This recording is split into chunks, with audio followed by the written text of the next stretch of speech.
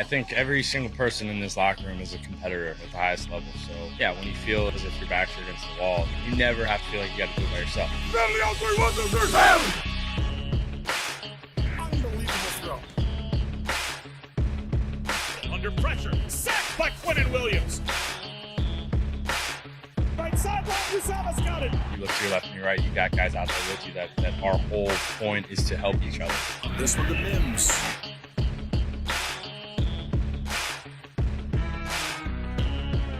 That's Corey Davis climbing the ladder.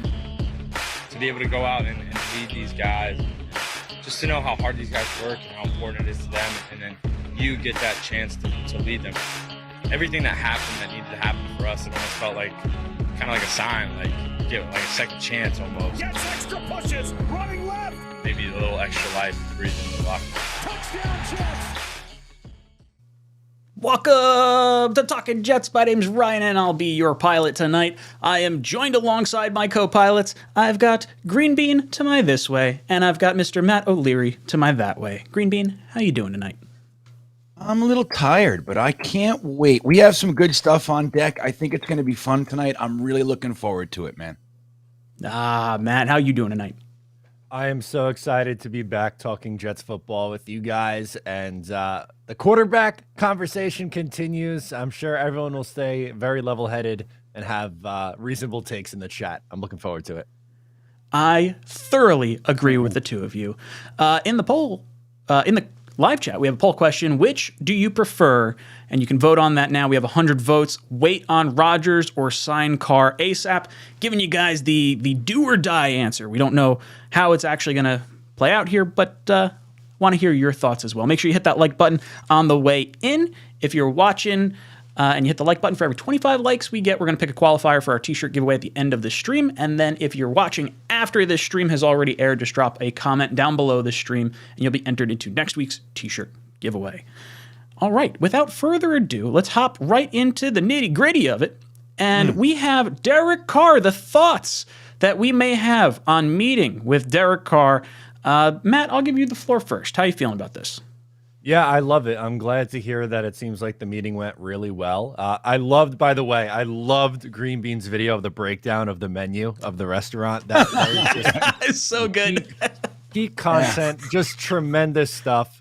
Yeah. Loved it. But I'm glad that it went well. Him and Salah supposedly, hit it off. And I don't know if you guys just saw, but like right before we came on, I saw a tweet from, I don't know, somebody over at ESPN. They were saying that one of the pitches to Derek Carr was that if you win with the Jets, you'd be a first ballot Hall of Famer, which I just think is amazing. It's so like, true. could you just picture? Yeah. Can you picture, Salah or Downing or Hackett pitching that to Carr? That's kind of hilarious. But I love it. To me, he's one of the top two options for the Jets. It's Rodgers or Carr. Get me one of those guys. I'll be happy. And meeting went well. So all good things. Green Bean, what are your thoughts on the meeting with Derek Carr? Yeah, well, you know what I like? I like that David Carr is really giving us some chewy nuggets, even about the experience at with the Raiders, saying that, like, dude, he was totally willing to work with them and arrange a trade for picks. And I just really like the information that's coming out via his brother. And yeah, it's real nice to hear that they had a good visit. He was there for 3 days, man. I mean, he came Friday night. They had a meal. We never found out. Well, that's all he said. They had a nice meal Friday night.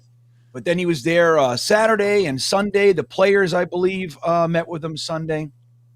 And it's just nice to see, like, he, no matter how you slice it, we got guys that think Derek Carr is a terrible choice and, and all that stuff. But no matter how you slice it, with the market where it is right now, anybody who could be available this cycle, Derek Carr is in the top 2, at worst 3 choices. So we got him in the facility. We had a 3-day visit.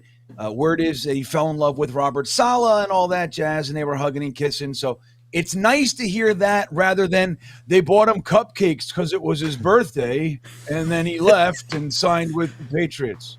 They You know made what I him mean? pancakes in the shape of Fireman Ed. Exactly. In the shape of little Raiders. We got you your No, it's Mickey fine, Mouse it's pancakes, possible. Mr. Carr. We made you an airplane. Yeah, I don't Woody know. did this. This is what he does for people he wants. Woody had his pancakes. colored pencils out. Right. We put this one on the fridge. Oh, jeez. Totally. I love that Carr was in. I love all the positive thoughts that are coming out of it. To me, when I look at this, I see Carr chose us to come to first because he could have gone and had his schedule with anyone else. But I think there was a foresight with Joe Douglas and Saleh and whoever else was in the decision-making room to reach out to the Raiders to talk about him because we were the only team to have discussions with the Raiders that were not allowed to talk to Derek Carr. That's kind of the way I've been looking at it, where it's like, okay, well, I was allowed to talk to the Saints, and I don't know if the Jets didn't offer anything, didn't offer enough to talk to Carr, or the Raiders did not want to trade him into the AFC in general. So it's interesting that the Jets wanted to make Carr an option, and Carr realized that, saying, okay, I'm going to go see them first. And I think it works both ways, too. Like, I think it's to Carr's benefit to see us because now we are going to be one of the more aggressive teams to go after a quarterback in free agency or in a trade or something along those lines. So he can raise his value first and foremost. Secondly, for us, we're putting a little pressure on the Packers and on Rodgers by saying all this stuff. Oh, Derek Carr, the meeting went really well, and there's all this rumors that we might get him. Well, now, if you're the Packers and you're panicking a little bit, like, okay, well, the Jets are really the team that are going to offer the most in terms of picks. If you have to wind up going with either the Raiders or the Titans, I don't think you're going to get the first-round pick from them. I think you can get a first-round pick from the Jets. So across the board, love hearing that the Jets brought him in. I love that it was positive because I don't expect anything less. I think what probably also happened was they realized the person that Derek Carr was. Like, you always hear rumors about what he is and, like, you know, what a good teammate and everything. But, like, actually having him in the building, like, I would imagine Carr probably did not think the New York atmosphere was necessarily where he would wind up. I think he probably is thinking NFC South. But I think there's a real conversation that can be had with, you know, the Jets coaching staff, and maybe they wooed him enough to want to come here. I mean, ultimately, that's what I want. I don't want Carr to come in and say, look, what are you going to pay me? I want whoever the quarterback's going to be, I want you to want to be here, and then we'll figure out the numbers after that. That's kind of where I'm at on the quarterback situation. Matt, any thoughts on what Green Bean or I had to say? No, I think you guys are spot on with it, and I know a lot of people, like, for instance, the question in the chat for tonight, and I see it in the comments. I'm sure you guys do as well. You know, worried about these timelines because most people are either Carr or Rodgers, and then, you know, most of the rest of the options are a step down unless you want to include Lamar, but I don't think that one's really all too realistic. But I think with Carr going to take other meetings and take his time. That's another thing that David Carr said in that television hit, was that he's going to take his time with that decision. That might actually play into the Jets' hand a little bit, I think, at least, because Rodgers is going to escape the darkness at some point in the next couple of days. I would imagine he'd have an answer for Green Bay. And then you could kind of check in there, and it's not like you have to make your decision on either Carr right now or maybe Rodgers. You might be able to have them overlap, which I think is ideal. I think that is the perfect segue into this video clip that we are going to play that Matt is referring to, and then we'll get back on the other side. We have some hard conversations that are going to be happening in Florham Park this week because this one is getting extremely interesting. Derek Carr visiting with the team, and I'm told that it was a very positive meeting, that the Jets really believe that Derek Carr is the type of quarterback that can lead them to a potential championship. They also believe that the meeting went really well. Here's the rub, though. Aaron Rodgers still lingers, and the team also remains fascinated in the possibility of adding him. So why is that a problem? The timeline. Right now, we're looking at a situation where Aaron Rodgers hasn't even gone to the Packers to say whether he wants to be traded. We don't know if the Packers would be willing to trade him. We obviously know that there's a decision to be made there. So do the Jets go hard for Derek Carr now, or do they risk potentially losing him and waiting it out for Aaron Rodgers? It is an ultimate predicament. I expect hard conversations within Florham Park to figure out which direction they go on their quarterback position.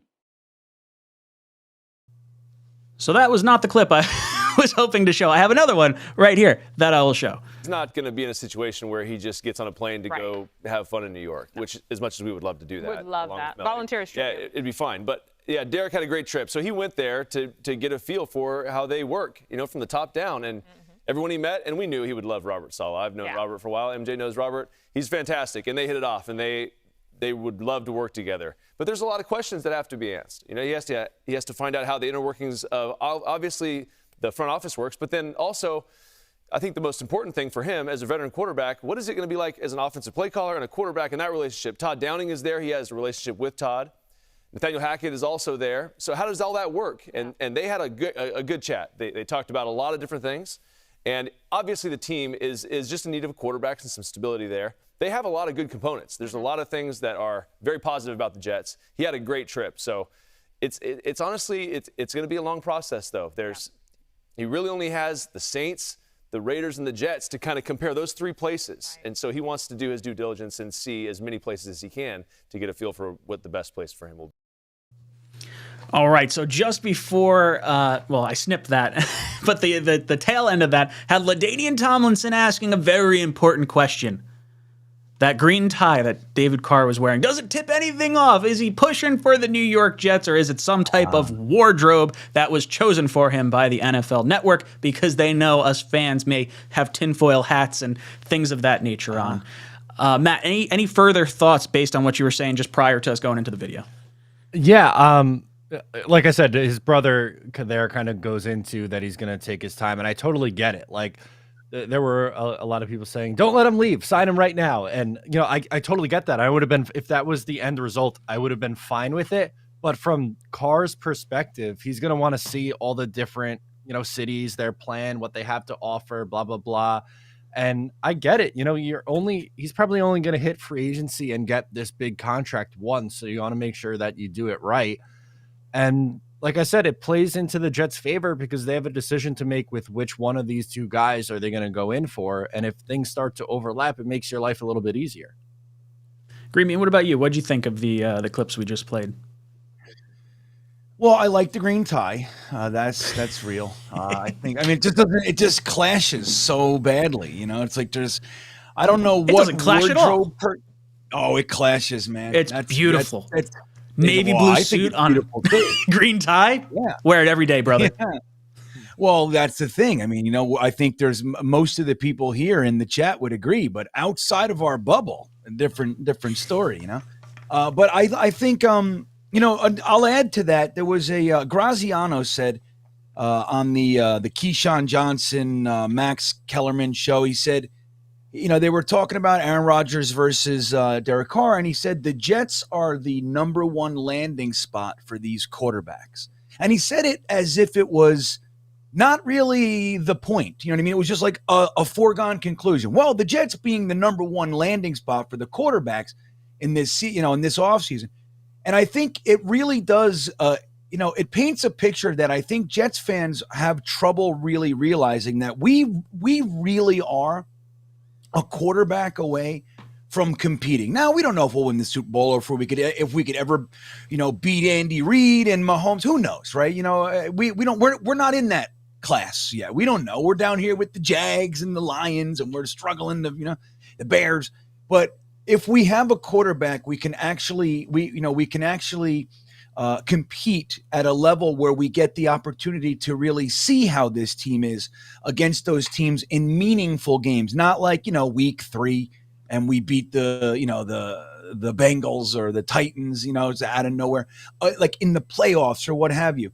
And the idea that Derek Carr is going to be, traveling around to different teams, he's going to want to, in my mind, he's going to want to make everybody pay. Like, okay, it's particularly Josh McDaniels, the Raiders, and all those, you know, that whole side of things. Like, I will show you that was the stupidest move that you ever made.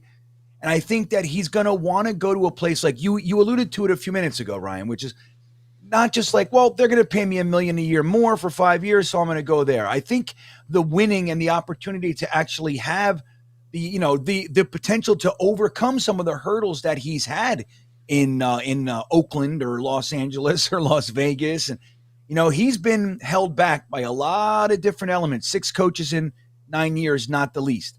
And I think that, you know, when you look at the Jets and Derek Carr, I think it is very realistic that we could be the place that he wants to go. And hearing his brother talk like that about the stability and all the things that we have here, it's kind of nice to see, man. And I'll tell everybody, all you Joe Douglas haters, 3 years ago, that was not the case. Who did it? That's all I want to ask you guys. Who did it? Who put us here? There you go. Thank you. I love what we have gotten out of Saleh and Douglas. Like, as much as you want to like be upset with the first draft of Douglas, and maybe you don't like how Saleh handled some of the personalities in the locker room or whatnot, by and large, this is a team that has completely transformed since the Gase era, and I'm proud to be where we're at right now. Yeah, I loved the whole Derek Carr thing. I like them talking positively about it. I think Matt alluded to it a little bit earlier that the timelines work out really, really well, and I'm curious to know if, you know, what is going on in Carr's head. Does he really want to be here?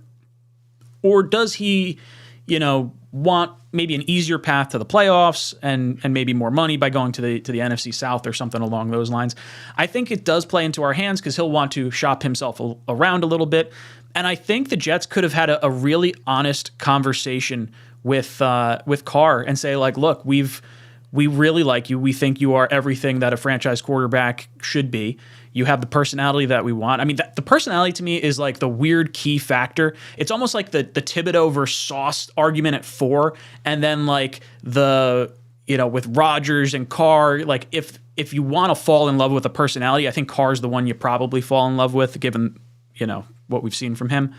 And then the other part is like with Carr, we almost have 11 home games next year with Derek Carr. Do you guys realize that?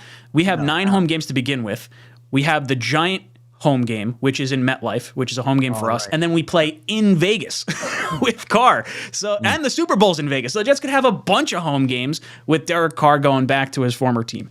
I don't know. It's fascinating to watch because I really like this. It was to both parties' best interest to have everything look like it went well regardless. But I think you have the honest conversation. Like, look, Aaron Rodgers is a very unique possibility. We drafted this young kid, Zach Wilson, number 2 overall, just 2 years ago. We have an outside shot at, you know, possibly getting his idol, saving that pick, going for a Super Bowl run for 2 years, and really investing into this young kid.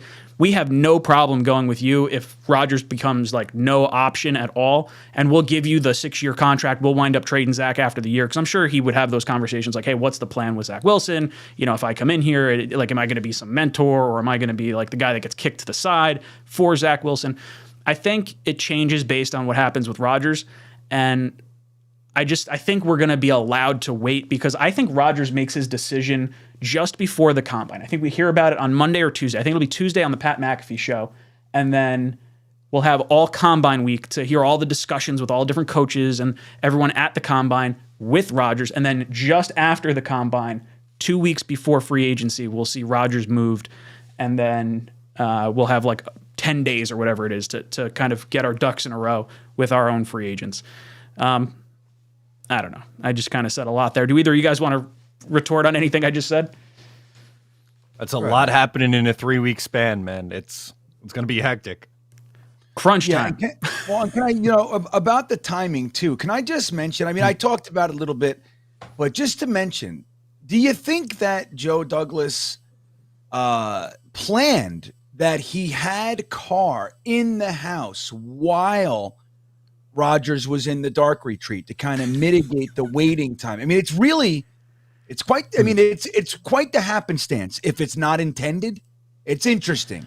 And I think it could be one more nod to the level of thinking that we have going on. Like, all right, while we're waiting for this guy, let's keep Derek Carr here. Let's fucking 3 full days. Let's just lock him up and keep him here. I think it's interesting. Yeah, no, I think that's a really good way to look at it too. You can almost have the conversation of like, do we get Carr early while Rodgers is in his retreat, because we have control over Carr right now while Rodgers is not making a decision? And then, or do you have the thought process of like, man, we should have seen Carr maybe in a few teams from now, so that way he knows he wants to see the Jets because of the money we got, then at least he's not signing earlier. I think Rodgers is probably going to be the first domino to fall, and then you'll see all the other chips fall into place. Like, if Rodgers signs, then that probably means, you know, you could almost slot in where Jimmy G and Tannehill may end up. And then Carr's, I guess, the only wild card. I don't think the NFC South is in play for like Jimmy G or, I mean, maybe the Bucks, but like the Saints and the Panthers feel like they're probably going a different direction. Maybe Carr would be where they go there. I don't know. Lots of stuff to kind of see and see where it all shakes out. Let's see. Let's jump into some super chats that have popped in. Let me go back to the first one real quick. Sorry about that. All right. Tony 𝐒𝐿𝐵𝐲𝐽 drops in, says, keep Rodgers in the dark with Zach. LOL. At least Rodgers is not, his mom's friend. There's not going to be any sneaky stuff going on in the dark over there. We got Green and White Militia says, a part of me likes the longer-term issues being handled now with Carr, but Rodgers is a first ballot Hall of Famer. Just get one of them ASAP. I said this before, but I just needed to throw y'all something. Thank you, dude. Much appreciated all the way. Yeah, Matt, you want to have the long-term answer and Carr figured out now? Like with Rodgers, you sign him and trade for him this year. We're going through the same song and dance next year when he's like, oh, I might retire. Oh, I might not. And then you go through the same thing the year after. Like we have this lined up for like the next 2 seasons with Rodgers, possibly 3 seasons if he plays 2 more years. Yeah, that's definitely a frustrating part of it, and I completely understand when people, bring that up as a concern because it's a legitimate one. He is. I think he is worth the risk, though, and I'd be willing to take that gamble because I do think when he's on, he is one of the 5 best quarterbacks in the league. Still, even at this point, he won an MVP in 2021 and 2020. He was playing through an injury this year. He was hurt with a broken thumb and still put up solid numbers. He wasn't his normal self, but if you're getting Aaron Rodgers at his best or Derek Carr at his best, I think you have a better shot to win with Aaron Rodgers. And again, that's not me saying I'm anti Derek Carr at all. I would be happy if he ended up being the Jets quarterback. I just think you're looking at, maybe the 5th best quarterback in the league versus the 10th to 12th best quarterback in the league. And, I'd be willing to take that risk for 1 or 2 years with Rodgers at that point. But I get the concern here from Green and White Militia. Green Bean, what about you? You think you would almost prefer the solving of the quarterback position with Carr as opposed to maybe going through the wishy-washiness of Rodgers these next few years? Yeah, well, I think I tend to lean toward what Matt said. I mean, I'm willing to endure it, but I'm going to tell you right now, it's not going to be him that we're going to have to endure. It's going to be the 12 million Jets fans that can't endure it, that we have to endure. That's what it's going to be. That's what it'll be. It's going to be right away. Now, but let me say this though. The guy, his name is escaping me. A Green Bay writer came out this week. McGlynn. I think it's McGlynn or McGinn. McGinn. And he said that Green Bay is, quote, disgusted with Aaron Rodgers. And I talked to a Green Bay fan that I know maybe a week ago now, but and he said that most of the people he knows that are Green Bay fans are completely done. They don't give a shit. They want him gone. They're sick of it. And it's reminiscent of back in the day when in the earlier days of Jet Nation and even before that, Barry Sanders was a guy I don't know, I was talking to some Detroit fans and about Barry Sanders. I was saying how great he is and I'd love to have a running back like him, blah, blah, blah. And they said to me, more than one person, I got into this thread and they all said it. You know how the threads are, Ryan. So lots of people can comment. And they said, like, dude, every year we don't know if this guy's playing for us. We don't know what he's going to do. Is he like, we'd rather just move on. And I was like, really?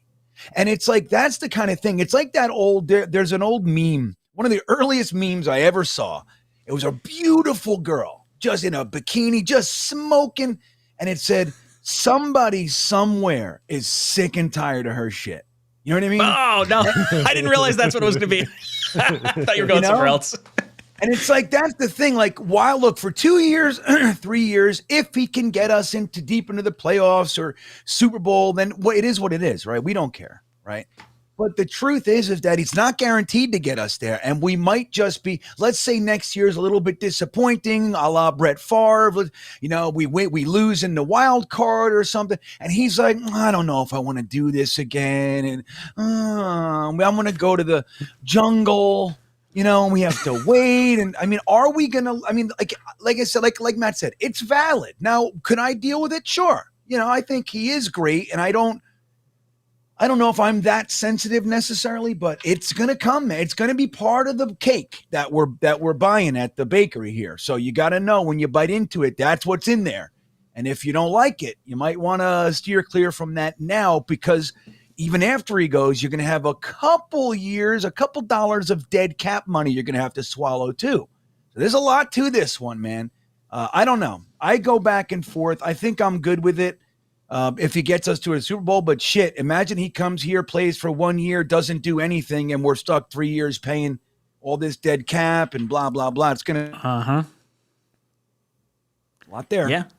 Yeah, no, it's a lot to unpack. I mean, I love the thought of Rodgers, but there's a massive fear of, like, could he hang it up after 1 year? Like, I think you have the money as leverage. Like, I think he's supposed to get like $55 million each of the next 2 years or something like that. It's 110 over 2 years, basically. And I'm hoping that's enough to like will him to want to play. But like, if I was like, let's say we know right now, would you sign up for 1 year of Rodgers? You got a decent shot at making the Super Bowl, or would you rather be locked in at like $40 million a year for Carr for the next 5 years? Green bean. If you had to pick, you know, Rodgers for 1, Carr for 5. The only reason I'm saying locked in 5 years for Carr is because, like, I think that's probably the fear is maybe you have a longer contract that you can't get out of with Carr versus like the fear of Rodgers retiring after a year. Well, you know, I actually look at that as a positive for Carr. You know what I mean? Like locked in, I don't see that as a negative. I mean, one of the things we just have not had here is the idea of we know who our quarterback is from year to year. I mean, we get 2, 3, and that's it, man. Like, if we signed, hypothetically, let's say we signed a 4-year with a 5th option kind of thing for Carr, and he plays that, and then we sign him again, and like he could be here 10 years. He can play till he's 42 years old. I mean, that's realistic these days. So the idea of having a quarterback for 5 years plus, to me, is very, very attractive, especially if he's good. You know, we haven't had good quarterback play. You know, you brought it up a couple of weeks ago we haven't had 10 passing touchdowns in 3 years. Like it's the worst. I can't even stomach that. So the idea of having a good quarterback, even if he's just top 10, not top 3, top 10 quarterback for 7 years, I think that's an incredible positive. And I think that would certainly outweigh the potential 1 year, you know, shotgun burst of an Aaron Rodgers. I don't know. It really does make me nervous. You're going to be paying for this guy, not paying $3 million, like fucking, what is it? $50 million. It's like, it's crazy, the dead cap. So I don't know. There's a lot of concern with Rodgers. I think the longevity of Carr is a positive. Matt, what about you? You think, as far as like, if you could have Rodgers for, let's say, whoops, did I just pop myself out? What the heck did I do? Yeah. Hello. Boom. I'm back. It's magic. Snap my fingers. Would you prefer would you look at it as a downside, maybe being locked into Carr at, say, like $40 million a year for 5 years, or would you prefer maybe the 1 year of Rodgers and then he retires? I don't necessarily look at it as a downside, similar to like what Green Bean was saying, but I'm also not convinced that it's a guarantee he would be the answer for 5 years. And the reasoning behind that, he'll be 32 this year. So 32, 33, 34, 35, 30. Are we convinced that a 36-year-old Derek Carr is still going to be Derek Carr? I don't know. We see these guys like Brady and Rodgers play for a really long time, but they're like superhuman. Usually around 35, it starts to fall off a little bit. So I think Carr is more of a longer term comparatively to Aaron Rodgers fix, but I'm not positive that it's going to be that 5+ year fix. I think Rodgers is probably 2, but Carr could end up being like a 4-year thing. So I guess that was the this or that portion of it. Like, knowing that Carr may not actually be the answer for the full 5 years and you're locked in for $40 million, would you rather wait for Rodgers, miss out on Carr, get Rodgers for a year, or fork over $40 million a year for 5 years for Carr, and maybe he's only good for like 2 or 3, and you're stuck with that 2 years of chaos then? That definitely makes it a little bit more challenging. I guess Rodgers then. I guess I would be willing to take that swing on Rodgers then. Well, let me say that I was just thinking this, and then a comment came in. You can see it in the chat from 1189 Paris about what Boomer Esiason said, and this is what I'm thinking. Like, why can't we say to Rodgers, like, if you're coming here, like, we're not eating that shitty contract. We're gonna make a new one. Tear that shit up. I saw that, but like the contract's like a benefit. Like, I don't know why people are upset with the contract. It's the 2 void years. You could redo the void years. You could sign him to they're not void. They're actual contract years. So you actually have him under contract for those 2 years. It's void years eliminates the contract, so you can't extend that dead cap hit out. So you want those extra contract years so he can retire the year after, like after June 1st. So like those years have to be in there to split the dead cap hit. But like I don't think it's an issue really. I mean, the Jets had over $30 million in dead cap last year alone. So if the Jets split the $60 million dead cap hit in 2025 and 2026, you're talking $30 million over each of those 2 years. It sucks, but like I don't think that's that bad. Or you bottom out in 2025 and take the full 60 then. It's bad because you're going to have other players that are going to create more dead cap on top of it. It's not just going to be Rodgers. Right. Is he the only thing? I mean, you got to think that puts you in a box where you have no room to do anything. Like, you already start the season in a hole 30 million. That's a lot. That really is. And I hear what you're saying about the benefit, and I never pretend to be a contract guy. Truth is, I was on my show the other week. I was like, I wish we had Ryan because he knows better about this stuff. But with that said, I think if you could create a contract where everything is the same, like, okay, we're going to pay, everything's the same. We just don't want 2 years of dead cap. When you're more than likely not going to play, because that's the thing. If he says, guys, I'm playing 4 fucking more years, I don't know what you're talking about. I want to play 10 more years. Okay, different story. I think the prevailing thought out there is that 2 years is going to be max. I mean, I don't know if that's accurate or not. It's just kind of the common thinking. Maybe we're off with that one. Who knows? He'll need a new contract after that second year. That's good. His contract is so low in that third year of that contract that he will never take a snap for that amount of money. That's the whole thing with his contract. I think it's getting redone after too. Like that's why I'm not really concerned about anything past 2025 and beyond. I'm not even thinking about because I don't think it's going to be the current contract at that point. Yeah, maybe he signs like one of those Bobby Bonilla contracts, and it's like a 6-year, $60 million contract, and you get 10 million each year for 6 years. Screw it, make it happen. Cap's going to be $100 billion anyway. Cap's a myth. All right, let me. I'm pretty sure it is. Someone told me it was a myth, and I ran. I know. With it. I hear that all the time, but I just it's not a myth. You're not. At some point, you got to pay the piper. At some point, Citybird comes in, says Carr's last 3 years with the Raiders are similar to Stafford with the Lions. Could Carr do what Stafford did for the Rams, or is it silly to think that? I think Stafford is clearly another level of quarterback above Carr right now, but I don't think Carr is necessarily that far off from like 2016 Matt Ryan, who he finished just behind in MVP voting that year. And to be fair, his one loss in the playoffs was he's got 2 losses. I don't know, it was 2 losses. He's been in the playoffs twice. He broke his leg. They lost that 1 year. They would have probably won. They wound up having their backup quarterback in, and they like barely lost, if I remember correctly. Actually, no, they lost the game, right? No, what wound up happening, Carr missed the final 2 games of the season. He missed the playoff game and he missed the final game of the season.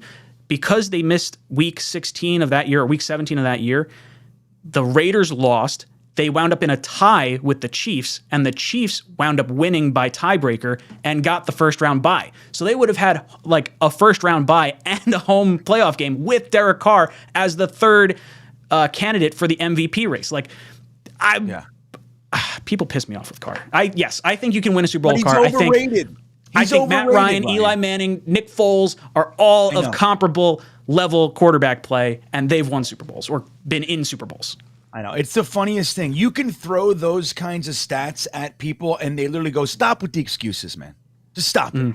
Stop with the excuses. He is quite literally, in my opinion, he's got to be top 3 most underrated quarterbacks over the past 5, 6, 7, 8 years. Every year, it was like his second or third year I started going, because I didn't like him coming out. I didn't. And I was like, wait a minute, this guy's like good. Like he's actually good. And I've been keeping an eye, and it's like, it's a funny thing. People just don't like him.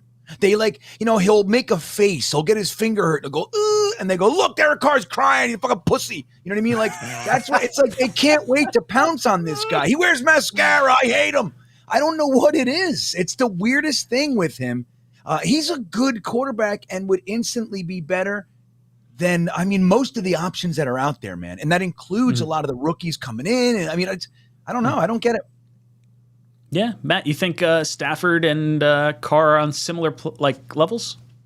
I think it's a close comparison, but not 1-to-1, because like you said, Ryan, I think Stafford's a little bit higher of a quarterback, but not like, it's not a drastic jump, but like a little bit better, maybe like the 7th best versus the 12th best, so like somewhere in that range when they're both, on their game. But I'm with you guys. There's no reason why a top 12 quarterback can't win a Super Bowl in this league. Derek Carr slept on. Stafford was slept on.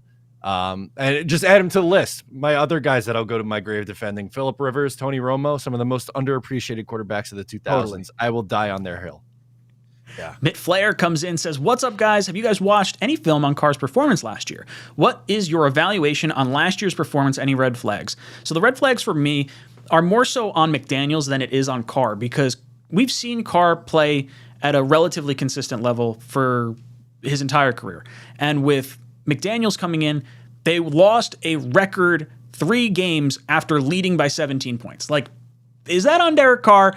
Sure, he's not scoring more points to keep his team ahead, but generally speaking, he's not the one giving up the points. That's going to wind up coming from the defense there. So as far as I'm concerned, I have a little asterisk next to a lot of what went on with Carr in Vegas last year because of everything that went on with McDaniels. And it seems like a lot of Raiders fans seem like there was probably some type of, nefarious stuff going on with Carr. Greenbean, you have any thoughts on how Carr played last year? Any concerns at all? No. No. I don't. No concerns whatsoever. None. Love it, Matt. Yeah. Sup, guys? Why does the Cardinals coach look like Adam Gase and James Murray if they had a son? You get Carr if you're done with Zach. Rodgers if Zach is your guy. Well, I think you could also argue, maybe we could offer Carr a contract if you believe in Zach, but he just may not take it because he may not want that level of thing. But yeah, I agree with you. I think Carr is more of a longer term fix than Rodgers is. Moose City drops in. Moose City says, I'm happy with either Carr or Rodgers. I do like Carr based on keeping capital longevity. The Jets haven't had a top 10 quarterback in so long, and his mindset. That 13th pick would be a great piece. Thoughts? Yeah, not having to give up the 13 pick seems like the most attractive option when talking about Derek Carr. And I don't know if it's necessarily should be the be all end all. I think maybe, giving up 13 and having Rodgers is fine too. I don't know. But Matt, any thoughts about the having the longevity of Carr's career and his mindset? Does that at all play into you maybe tipping the scales a little bit more in favor of him than Rodgers? I think the 13th pick one, if you told me that you absolutely had to give up pick 13 to get Aaron Rodgers versus you didn't have to give up any draft pick to get Derek Carr, that would make things a little bit different, and then maybe that would make me lean more towards Carr than Rodgers. But if it's let's say the second this year and a conditional first next year, if he's on the roster for 23 for Rodgers, or 24 I guess at that point for Rodgers, then I would probably bite the bullet and say, yeah, I'll trade the first rounder in 24. I'm not worried about that. But I think it is kind of important for them to fill the offensive tackle need in the first round this year. So I think that would lean me more towards Carr than his mindset. I'm going to jump ahead to this one, then we'll get back to some of our other guys' super chats. Truss drops in with a $20 super chat, says, it's fitting that McDaniels is the reason we land Derek Carr, franchise quarterback. Being a Patriot and knowing the history between the Jets and Patriots, this feels like a gift from the Patriots for Brady. It's saying it's the Jets' time. A little bit of poetic justice, right? I'm thinking, you know what? Yeah, I'll buy it. Yes, I'm buying what you're putting down. Green Bean, any thoughts on this? Is this poetic justice for the New York Jets? All right. Well, first I want to figure out how to say the full name here. Okay. So I was looking at it in the chat. I'm seeing True Sinister. Got it. True Sinister 718. Holy shit, you did it. It's like a license plate. I think that's it, Matt. Matt, you agree? Yeah, that's definitely it. True Sinister. Yeah, that really broke my brain, but yeah. Yeah, I couldn't do it, man. I'll tell you what.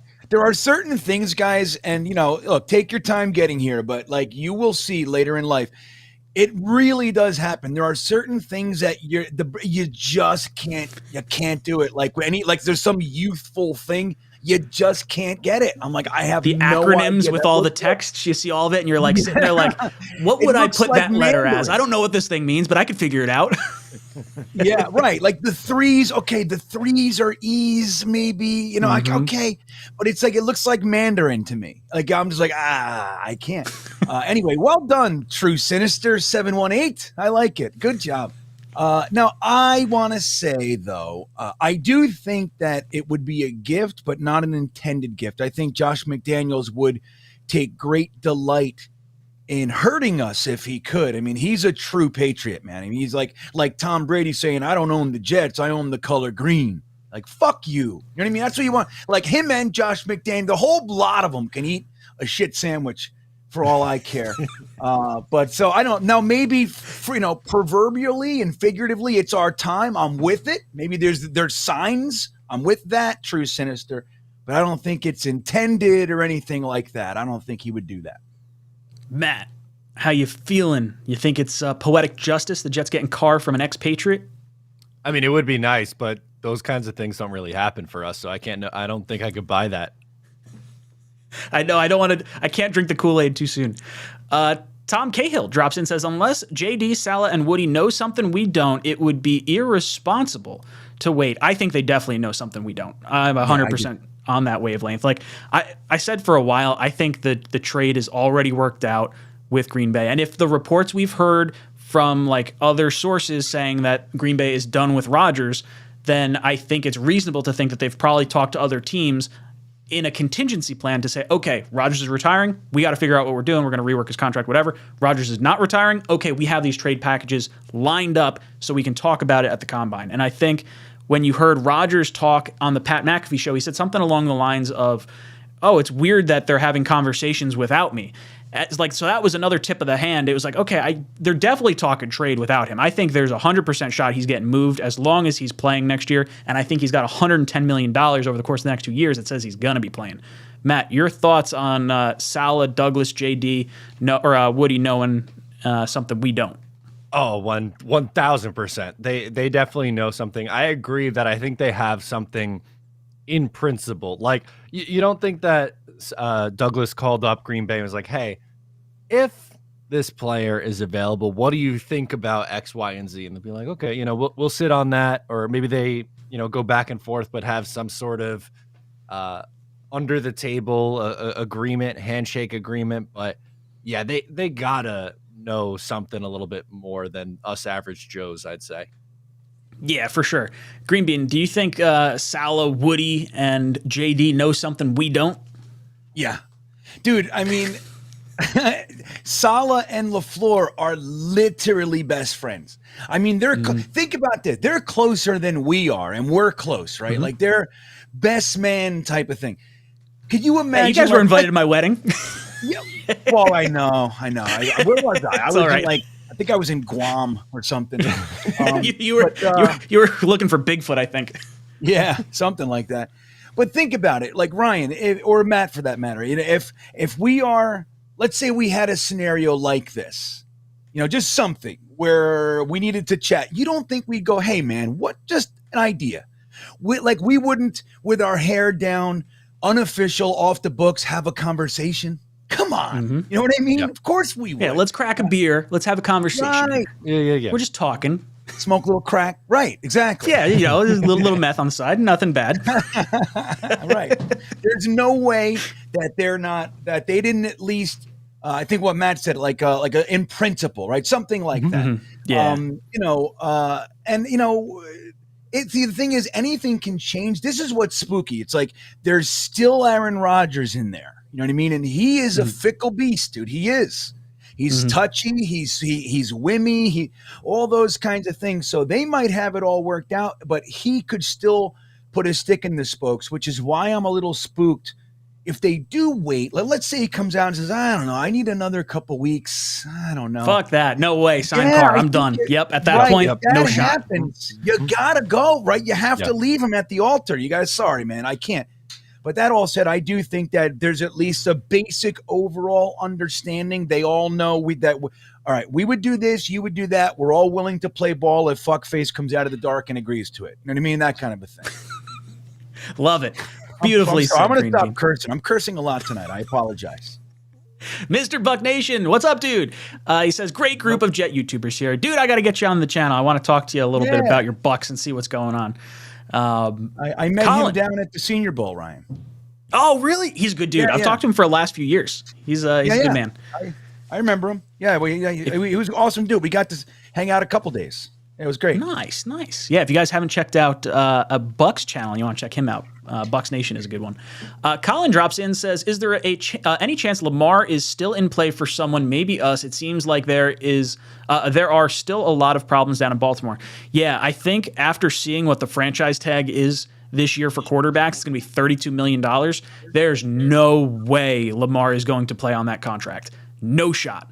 I would... he doesn't have an agent, but if I was his agent, I'd be saying, do not take a snap. You will not touch the field. If you tear an ACL, that $30 million is all you've got. There is no one that's going to give you the $200 million you want. I think he's definitely getting traded. There's no shot it's going to be to the Jets. It's going to be to the NFC. They're not going to let a 26-year-old MVP, former MVP, stay in the same conference. I think he goes to the Falcons, and I think it's going to be for a monster haul. And then I think there's a possibility that 8 either gets traded for Justin Fields or is a quarterback in front of Carolina at number 9. Matt, your thoughts? Is Lamar possibly in play? Not for you kind of stole a lot of my thunder here. I would say not for the Jets. I think he's either going to be in one of 3 places, in Baltimore, Atlanta, or Carolina. Those are the only 3 places I could see him in. I think if he was to get moved, to be to the NFC South teams. Atlanta just makes a ton of sense. Carolina, they have an owner who's desperate to spend money, wants to spend money, and they need to figure out the quarterback position. If he gets traded, it'll be either of those 2 spots. If not, he gets the deal done with Baltimore. Adam S. drops in, celebrating 25 months of membership, says, I think both Aaron Rodgers and Carr want to come to the Jets. We really hope so. That's kind of what Greenbean was alluding to earlier. Johnny Bravo says, with his 22-month membership, says, Carr equals the best choice, a leader, less drama, top 15 quarterback. I think there's a lot to like about Carr, and I think that's why maybe you're hearing a lot of positive things come out from the meeting this past week. And look, I'd sign up for Carr all damn day. Knifey Spoony says, I think people sleeping on Carr. Played on bad teams his whole career. Reminds me when San Diego gave up on Drew Brees. I think he has some untapped potential. Yeah, I think so. I mean, Brees was given up on, I think, after 4 years, if I'm not mistaken. And, we don't have Sean Payton, which I think is probably also another concern here. But I do think some people are sleeping on Carr. I think Carr's a better quarterback than he's given credit for. I do think there's some people that are overhyping Carr in that same respect, though. I think it goes both ways, because a lot of times you can look at the stats and you can say, oh, well, he's got a bunch of 4,000-yard seasons. But are you looking at the games, or are you looking at, like, oh, Blake Bortles has a bunch of yardage under Nathaniel Hackett? But then it's like, oh, wait, he's not actually a good quarterback. They're losing a bunch of games. He's getting a bunch of garbage time yardage, and the yardage doesn't necessarily, mean anything.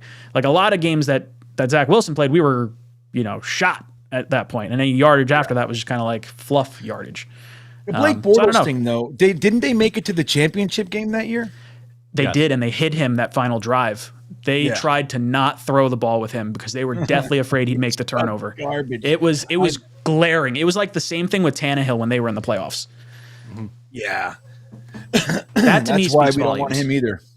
Yeah, that's the thing that irks me. Like I never saw that with Carr. You never saw it with Rodgers. But I feel like they made a really stupid decision in one of the last few times they were in the playoffs where I think they ran the ball instead of letting Aaron Rodgers throw it like in the red zone. And I don't remember exactly what happened, but I remember that being like a point of contention at one point. I don't know. I do think people are sleeping on Carr though. Blitz Crew comes in, says, if some miracle Zach is ready after 1 year holding a clipboard, how much will it hurt to be done with Aaron after 1 year? You don't. You let Aaron Rodgers play 2 years and you exercise Zach's 5th year option. The interesting thing with Zach, and I'm becoming a lot more open to it, is possibly exercising his 5th year option.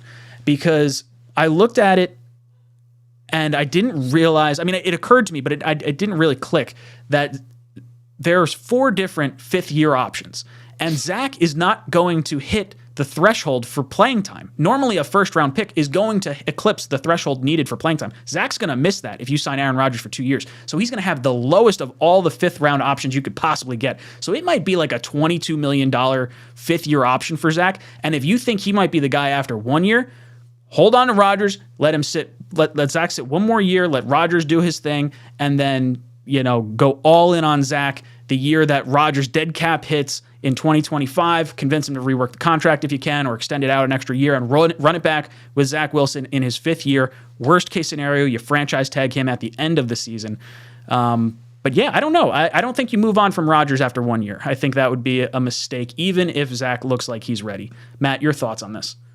Yeah, I'm with you there. I think you try to get Rodgers for the 2, and then if Zach gives you that good problem to have, like, that sounds like a really nice problem if Zach figures it out and then you're worrying about like, oh, how do we get this transition to work? Like, I don't know. That's why Joe Douglas is paid the big bucks. Figure it out, man. But I'm not going to let that 2 to 3 years down the line worry or stress me out about trying to make the playoffs and trying to be the best team this year. David Gerard drops in, says, since Fitz in 2015, our quarterback room has combined for 20 passing touchdowns once. 2021, it was a total of 20 touchdowns. Rodgers needs to take number 12, break the curse. Yeah, I feel like once Namath hands over the number 12 jersey, that kind of lifts the curse and everything goes back to normal. And then he wins a Super Bowl, and then it's going to be incredible, and we're going to be amazed, and it's going to be wonderful. Right, Green Bean? Is that how it's all going to work out? We're going to have Namath hand over 12 and Rodgers breaks the curse once and for all. But then we start this dialogue. Can we only win with the number 12? Is that, do we have to Maybe keep it every alive? quarterback from here on out has to wear number 12 then. Number 12. I'm Imagine cool with it. that. Namath will be cool with it. Screw He it. would. Why not? I think he would. But here's the thing. Now, we've talked about this in my Beanbagger forum thing. And I tend to agree that, all right, Namath did the right thing, the classy thing, so to speak. And you say, look, I would be willing to give a great quarterback like that my retired number, even though he probably doesn't have control over it. That's the Jets, not Namath. But he did his part, and he said, wouldn't it be classy of Aaron Rodgers to say, hey, thank you, but I'm not going to take the one thing that this franchise really does have. I'll take another number out of respect to Namath. Like, thank you, but no thank you. Keep it, and I'll do this over here. Don't you think that would be the more appreciated way to go about it? Or do you think he should just keep his number 12 and smugly walk onto the field with Namath's number? What do you think? No, I think he should take number 12 because I think you'll see a bunch of Jet fans wear their old Namath jerseys because of it too. Like, I think you'll get more of the Namath than necessarily the Rodgers. You'll still get the Rodgers on the back of the number 12, obviously, but I would think it's seen as such a thing of respect for Namath to offer that up that it would almost be more disrespectful to kind of throw it back in his face. Now, maybe he chooses number 8 and he plays with the number he had in college instead of taking number 12, but I would like to see him wear the number 12 if he comes here. I think that would be fun. Matt, where are you following this? Then what the hell am I supposed to do with my Elijah Moore jersey? Yeah, right.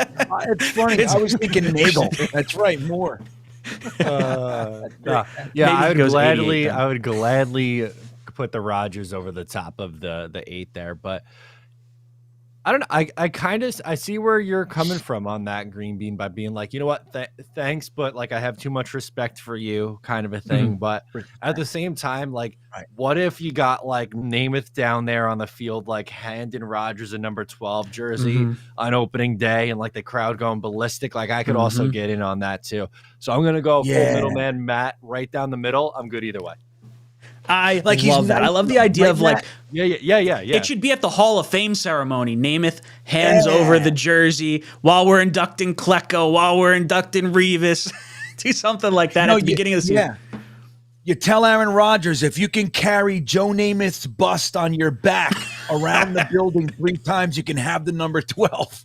That's what you gotta do. Then we knight him, like Matt said. Sir Rodgers. Yo, it's Vin drops in with his 12-month membership, says, I prefer Aaron Rodgers. Let Zach Wilson learn from him. In Joe we trust. Yeah, that's all we can do is trust in Joe Douglas. Euphoria says, Rodgers can stay in that dark room. Carr and the 13th pick now. So Euphoria says that number 13 pick is more important with Carr than losing it for Rodgers. Green Bean, are you at all concerned giving up the 13 pick for Aaron Rodgers, or would you prefer almost the Carr route and keeping 13? Well, I gotta say it should be factored in. You know what I mean? Like the money, the picks, that should all be factored in when you're placing pros and cons on the scale. Me personally, I really do want 13, but I have no illusions that if we're going to trade for Rodgers, like if you're going to get a quarterback of that magnitude, you're going to have to give up a first round pick, man. Like, I don't know, people say, no, 2/3. Yeah, it's ridiculous.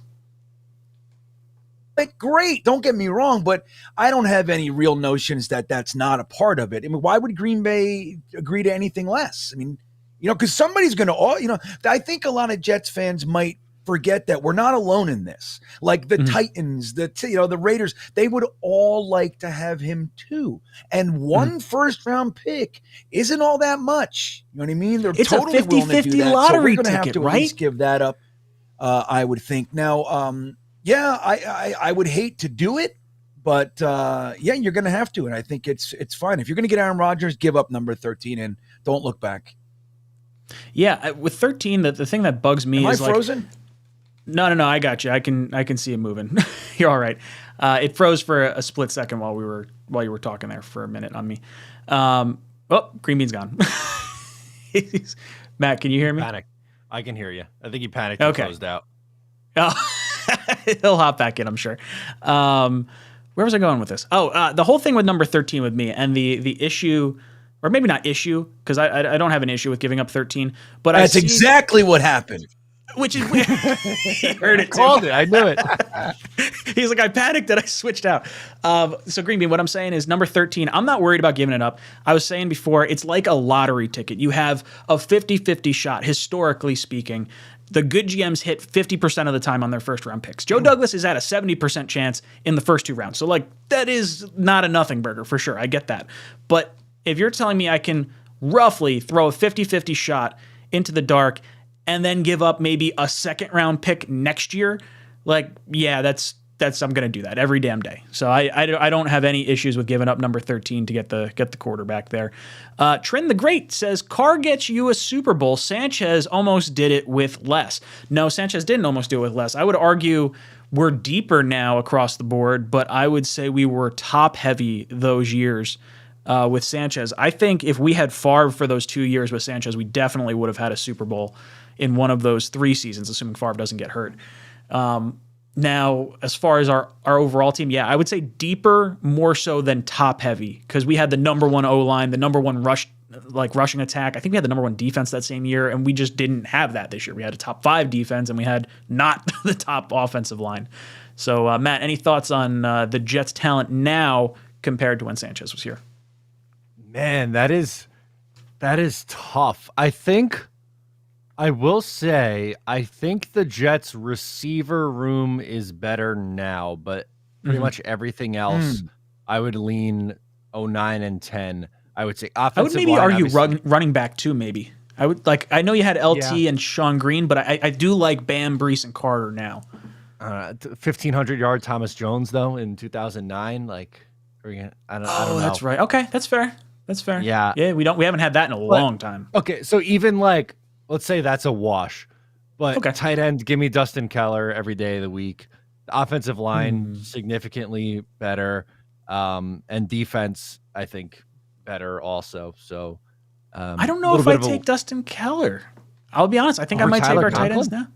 Tyler Conklin, 𝐒𝐮𝐬𝐜𝐫𝐢𝐻. I think I would take both them over Dustin Keller. I liked Dustin Keller at the time, but he never really hit his potential. I think 𝐒𝐮𝐬𝐫𝐢𝐻 and Conklin are like they're different types of players. They're not the receiving threat that Keller is or was. But a lot of that has to do with the fact that Sanchez was a limited quarterback as well. You know what I mean? Dude, Keller, fair. Conklin has more drops in the Minnesota game than Keller had in his career. That's fair. Just wanna say That was I like very that. frustrating. Great point. That's a great point. Yeah, That's brutal. that's terrible. Yeah. I'll tell you what. Crossfire, thank you so much for joining the membership channel, brother. Thank you so much. First class tier. Drop some JETS in the chat for our newest member, Crossfire. Sorry, Green Bean. Didn't mean to jump down your throat. No, I was just going to comment on it. I think the question with if Carr was on, if we had Carr with that team, I think we blow through Pittsburgh. The second year, 2010, I don't think it's even a question. I think if Carr was on the team, we win. Now the first year, it wasn't the defense. I mean, it wasn't Sanchez. It was the defense. Peyton Manning went Jedi on us, man. He was threading needles. It was like our fingers were here. I mean, he played perfectly in the second half. So I don't know if you can stop that. He was just on a date with destiny that year. But yeah, man, I think our defense might be better than even though that was one of our great defenses, they had this weird knack for playing really good one week and then disappearing the next week. That's one of the issues I had with Rex. It was like we were very up and down, kind of emotional, you know. But this defense, they were pretty consistent till the very end of the season. They were like, I mean, they looked like they played the same way every single week, starting in Green Bay, it looked like, you know? Yeah, no, I think that's well said. We definitely had the emotional roller coaster of Rex, for sure. It felt like we had a target on our back every other week. Donald Johnson drops in, says, the Jets haven't had a top 10 quarterback since Carter.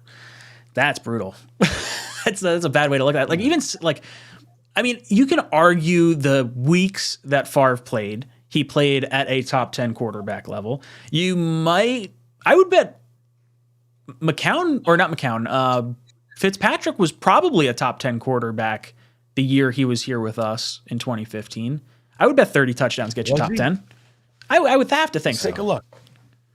Yeah, I don't know offhand, but I know he was just shy of 4,000.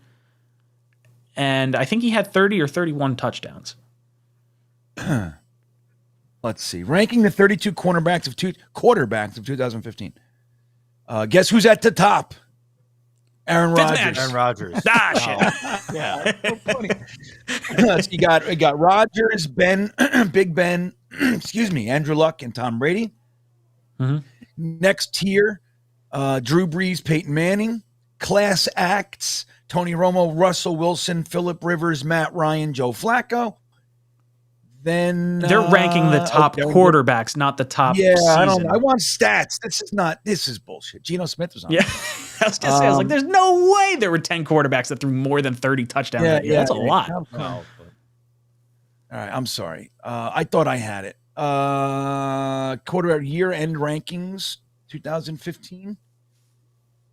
Cam Newton, Carson Palmer, Tom Brady, Russell Wilson, Big Ben. They're doing the same thing. Ryan Fitzpatrick, number 14.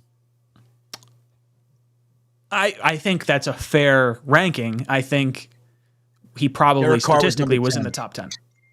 See? Yeah. We'll get the top 10 quarterback. Derek Carr was number 10. Isn't that funny? Thomas Cahill. I love how that works out. Thomas Cahill says, if we are honest, we still have some building to do. Clicked off that. We need our picks. Look, we have some building to do, but I don't think if you give up 13, you're sacrificing the ability to acquire talent. I think if you give up 13 for Rodgers, you create more cap space because more players are likely to restructure to go for the ring in 2 years. I don't know if you necessarily get that with Carr. You could try to push that same button, but I don't think you get the same reaction you would otherwise. And then also you get the ability to lure players that want to play with Rodgers here. And I think that is something you don't have if you hold on to your 13th. Well, not that you hold on to your 13th pick, but if Rodgers is not here. Matt, any thoughts here on holding on to our picks because we need to build still? Now's not really the time to be pick hoarding. I think, you were able to take a ton of guys in the top, 2 rounds over the last few years. Some have worked out well, others haven't. But if there was ever a time to go for it with a bunch of players on their rookie deals making not a lot of money, I think it would be now. So I don't necessarily agree with this one from Tom. Brian Bogan drops in, says, if Carr and Rodgers are out, which XFL quarterback are we poaching? Oh, that's so brutal. I didn't realize the XFL started this past weekend. I flipped on the first game, and it's very sad to see empty stadiums. I almost wish they could play in an arena where you couldn't see the empty seats. But I like that the XFL is going on. I like that the AAF, or whatever they're going to call it, next year is going to be coming back. I think having some type of either developmental league below the NFL that is not college is something that there is space for. And I think even guys that, maybe they're done with college, but they had an injury or they didn't have enough playing time, those guys that are trying to get ready for the draft and get ready to get drafted, I think having a season either just prior to the draft or maybe they didn't get drafted and it's just after the draft, so that way they could move on to a team come August in training camp. I think it's important for the pipeline of talent because the NFL should not be in the business of passing on potential prospects. But it's also a matter of funds, right? You got to pay these players. Is the XFL or the AAF or whatever they're going to call themselves going to be able to generate enough money to keep their thing alive? Matt, any thoughts on the XFL here? I watched very little of the XFL. It doesn't really pique my interest, but I do like the idea of having a spot where some of these other guys can go because, it feels like, all right, you go college, then you're either good enough to be on a practice squad or into the NFL or you're done. But if you have these other leagues, it allows you to continue to keep that dream alive. And more football is good football. So, yeah. Yeah, I also like the idea of implementing rule changes in a minor league, too, as kind of like a test fit for the NFL. Greenbean, your thoughts on the XFL? Well, I'll be honest. I didn't even know that it was happening. I didn't even know that it was still that it still existed. So I'm I heard something. It was gonna sometime. The Rock's I didn't know involved shit. with And it then now. Well, yeah, I heard that. And then, how it was reintroduced to me was Josh Gordon scores the first touchdown in XFL. I was like, oh, wow, that's really cool. And I think I'm 100% agree with what Matt said. It sucks that there are plenty of really good football players that aren't NFL level. And it's if they're not that, then there's nothing, and it's sad that every single time we try to make another football league, it just sucks and it just goes away. That AAF was really a great idea. There was some good quality football going on, and they shut down mid-season, their first inaugural season. They had all kinds of good NFL head coaches. Phil Savage was a GM for one of the teams, and so I was really upset that they went. I like the idea of having more football options. Again, number one for the players. But in addition to that, it's there's no football to watch right now. Why not? Who's our team? Do we have a team? Where do I live? Am I Virginia or am I New York? What am I doing? I don't think either state has a team. I'm pretty sure everything is Southern oriented. I'm pretty sure it's Texas, Florida. I'm trying to think of one. They were odd cities that don't have sports teams, if I remember correctly. St. Louis, Seattle, Arlington. Is that here? Arlington I guess Renegade. so. That would make sense. In Arlington, Texas? Oh, I maybe. thought it was. Yeah, no, you're right. I thought it Oh, was it's the Arlington. Rough Riders, right? Is that what their name is? I feel like that's right. Renegades. I thought it was Renegades. Arlington, like Arlington Cemetery here in Virginia. Yeah. Matt was right. So then you got the Houston Roughnecks, the DC Defenders. Maybe I do DC. I hate it though. I can't. Vegas Vipers, Orlando Guardians. Huh. Interesting. I think It used to be the New York Guardians, right? Like that was our New York team at one point. Was it? Yeah. Or it was New York Hitmen. It was the Hitmen. That's what it was. Hitmen. And then the Guardians came back for the AAF. Is that right? No, I think that was the other one. That was the XFL, the 1 year return in like 2019, whenever that was, or 2020. Okay, so we did have the Guardians. I thought we had the Guardians for some isn't like the Hitman. It's like, all right already. You know what I mean? Like, what do you like? They're trying so hard. Like, that's trying. That was what 2000. Well, that was when it was supposed to be the WWE thing, and like you can hit the punter or hit the kick returner after so many yards, and we're gonna knock people's teeth out. It was like, the whole gimmick. What was the rule change? The rule thing that they had that the NFL adopted. What was it again? Remember?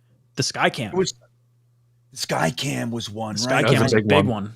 Yeah. Did you see their kickoffs? Did you see that? I know. I saw the change in rule. It was something along the lines of. I know initially it was if you got it past the 20. I think it was a live foot. Oh no, that's the NFL. The NFL has that. But I don't remember. There was something. You guys can correct me, but the two lines on each side of each team, they stayed still. The kicker kicks it to the running guy, and when he catches it, then everybody can go. Interesting. It was Slows weird. It down, I guess. Interesting. Yeah. Well, you might get. It's probably more exciting from a return aspect because the guy's gonna get further. I like that. That would be a nice way to eliminate the speed of the collision while still having a special teams. Because right now I'm to the point where I like almost want to get rid of like the kickoff. Like I'm so over it at this point. It's a ceremonial kick through the uprights from the 35-yard line. Yeah, I agree. So if we could find a solution, I think that would be better as well. Because you want to get the return, make it into something, But look at this. Who the hell was it? New York Jets superfan said Anthony Becht is the head coach of the Seattle team. Isn't that interesting? I did see that. I think the Jets posted something about it. I thought the Jets said something like, "There you go, coach," or something along those lines. Yeah, it's interesting. I like competition. Yeah. I do too. And like Matt said, I mean, dude, there are guys like I used to play flag football like at a high level, right? And we would do these the Garden State games, and there'd be like all sorts of ex-NFL guys and practice squad level guys and college players that we played against. And let me tell you something, man, they were unreal. Like at our level, like so good they couldn't make it in the NFL. But these guys can definitely play, and the only option was like arena. You have the Los Angeles Kiss team. You know what I mean? Like arena football is weird, but something like this, I really hope it does. Correct. It does make it because it would give a lot of guys the option to have a career at when you're not quite good enough to make it in the NFL. Yeah, I think the college realm did a really smart thing going with the NIL deals with the name, image, likeness because. I think what these leagues were threatening was an alternative route to college for players that don't see the benefit in going to classes but want to get a paycheck for 4 years before they're done at that point. And I think maybe there's still those guys that maybe can't ink an NIL deal that will go maybe to these other alternative routes. But it's interesting nonetheless. Well, and think about that, Ryan. I'm sorry. Go ahead. No, but just very quickly on the NIL, think about this. These universities, and I live at UVA and I see it. I mean, it's opulence, right? These universities have been making billions of dollars off of these kids. And most of them, they play for 3-4 years. They make the school all kinds of money and they never amount to anything in the NFL. They leave and they go get a car salesman job. But meanwhile, the university made $50 million off their backs. Like they absolutely. If there's money being made, some of it should be theirs. That's how I see it, man. I think it's about time, quite frankly. Yeah, the college thing's always kind of irked me because you see how much money they make. Like, if you could form a business model, college football is perfect. I would much rather take a top college team than a top NFL team any day of the week. You have guaranteed at least 3 years from these recruits that are coming into your team. You don't have to pay them. It's all your boosters and all the other NIL stuff. And you're going to make, the TV contracts and everything else on top of it. Like, it makes no sense, if you were going one way or the other to buy a college or you have lifetime fans. Like, we're Jet fans, but you have students that go to your school that are now going to be not indebted to you, but also are going to love that team the rest of their lives just because they did their schooling there. Like, you could be an out-of-state person going to an Alabama, and now you love Alabama all the time. Like, New York is kind of just New York. Schools can kind of loop in way larger demographics. I don't know. Lots of money there. I agree. All right. Moose City comes in, says, I haven't looked at draft prospects for the first time in a long time this season. Who are your picks with 13 and 43 if we don't trade the picks for Rodgers, O-line / safety?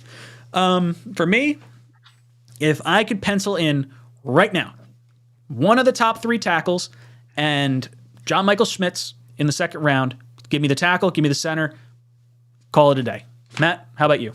I was going to say Paris Johnson and John Michael Schmitz. Mm-hmm. Green Bean, how about you? Number 13 and number 43, where you want to go position-wise? I want to say the same thing, but let's say they're both gone. Okay. Love it. Curveball. I would like to get another, you got Avila, you got you got a couple other interior guys that I'd really like, but let's say they're all gone too. I would like to see the Jets grab a safety and or a nice defensive tackle to go right next to Quinnen, a la Brian Breece or Breesy. One of those guys, I think would be a real good option as well. I'm really hoping that we do take a tackle. But listen, man, if 𝐒𝐿𝐵𝐷 and Johnson aren't there, if they can't trade back, I don't think they should just take a tackle for the sake of taking a tackle. You can maybe get Anton Harrison with your second, maybe, or some of those guys. I don't think Broderick Jones is so much better than the next group. So if you can get, if those 2 tackles are gone and you can get Brian Branch or somebody like that to fill the safety need, I think you would go that route too. As long as we come out of this with a first 3-round tackle and a first 3-round center, I'm going to be pretty happy, I think. Yeah, I think if the top 2 tackles are off the board, I think my perception has changed a little bit, and I'll have a video on this, a little bit later on in the week.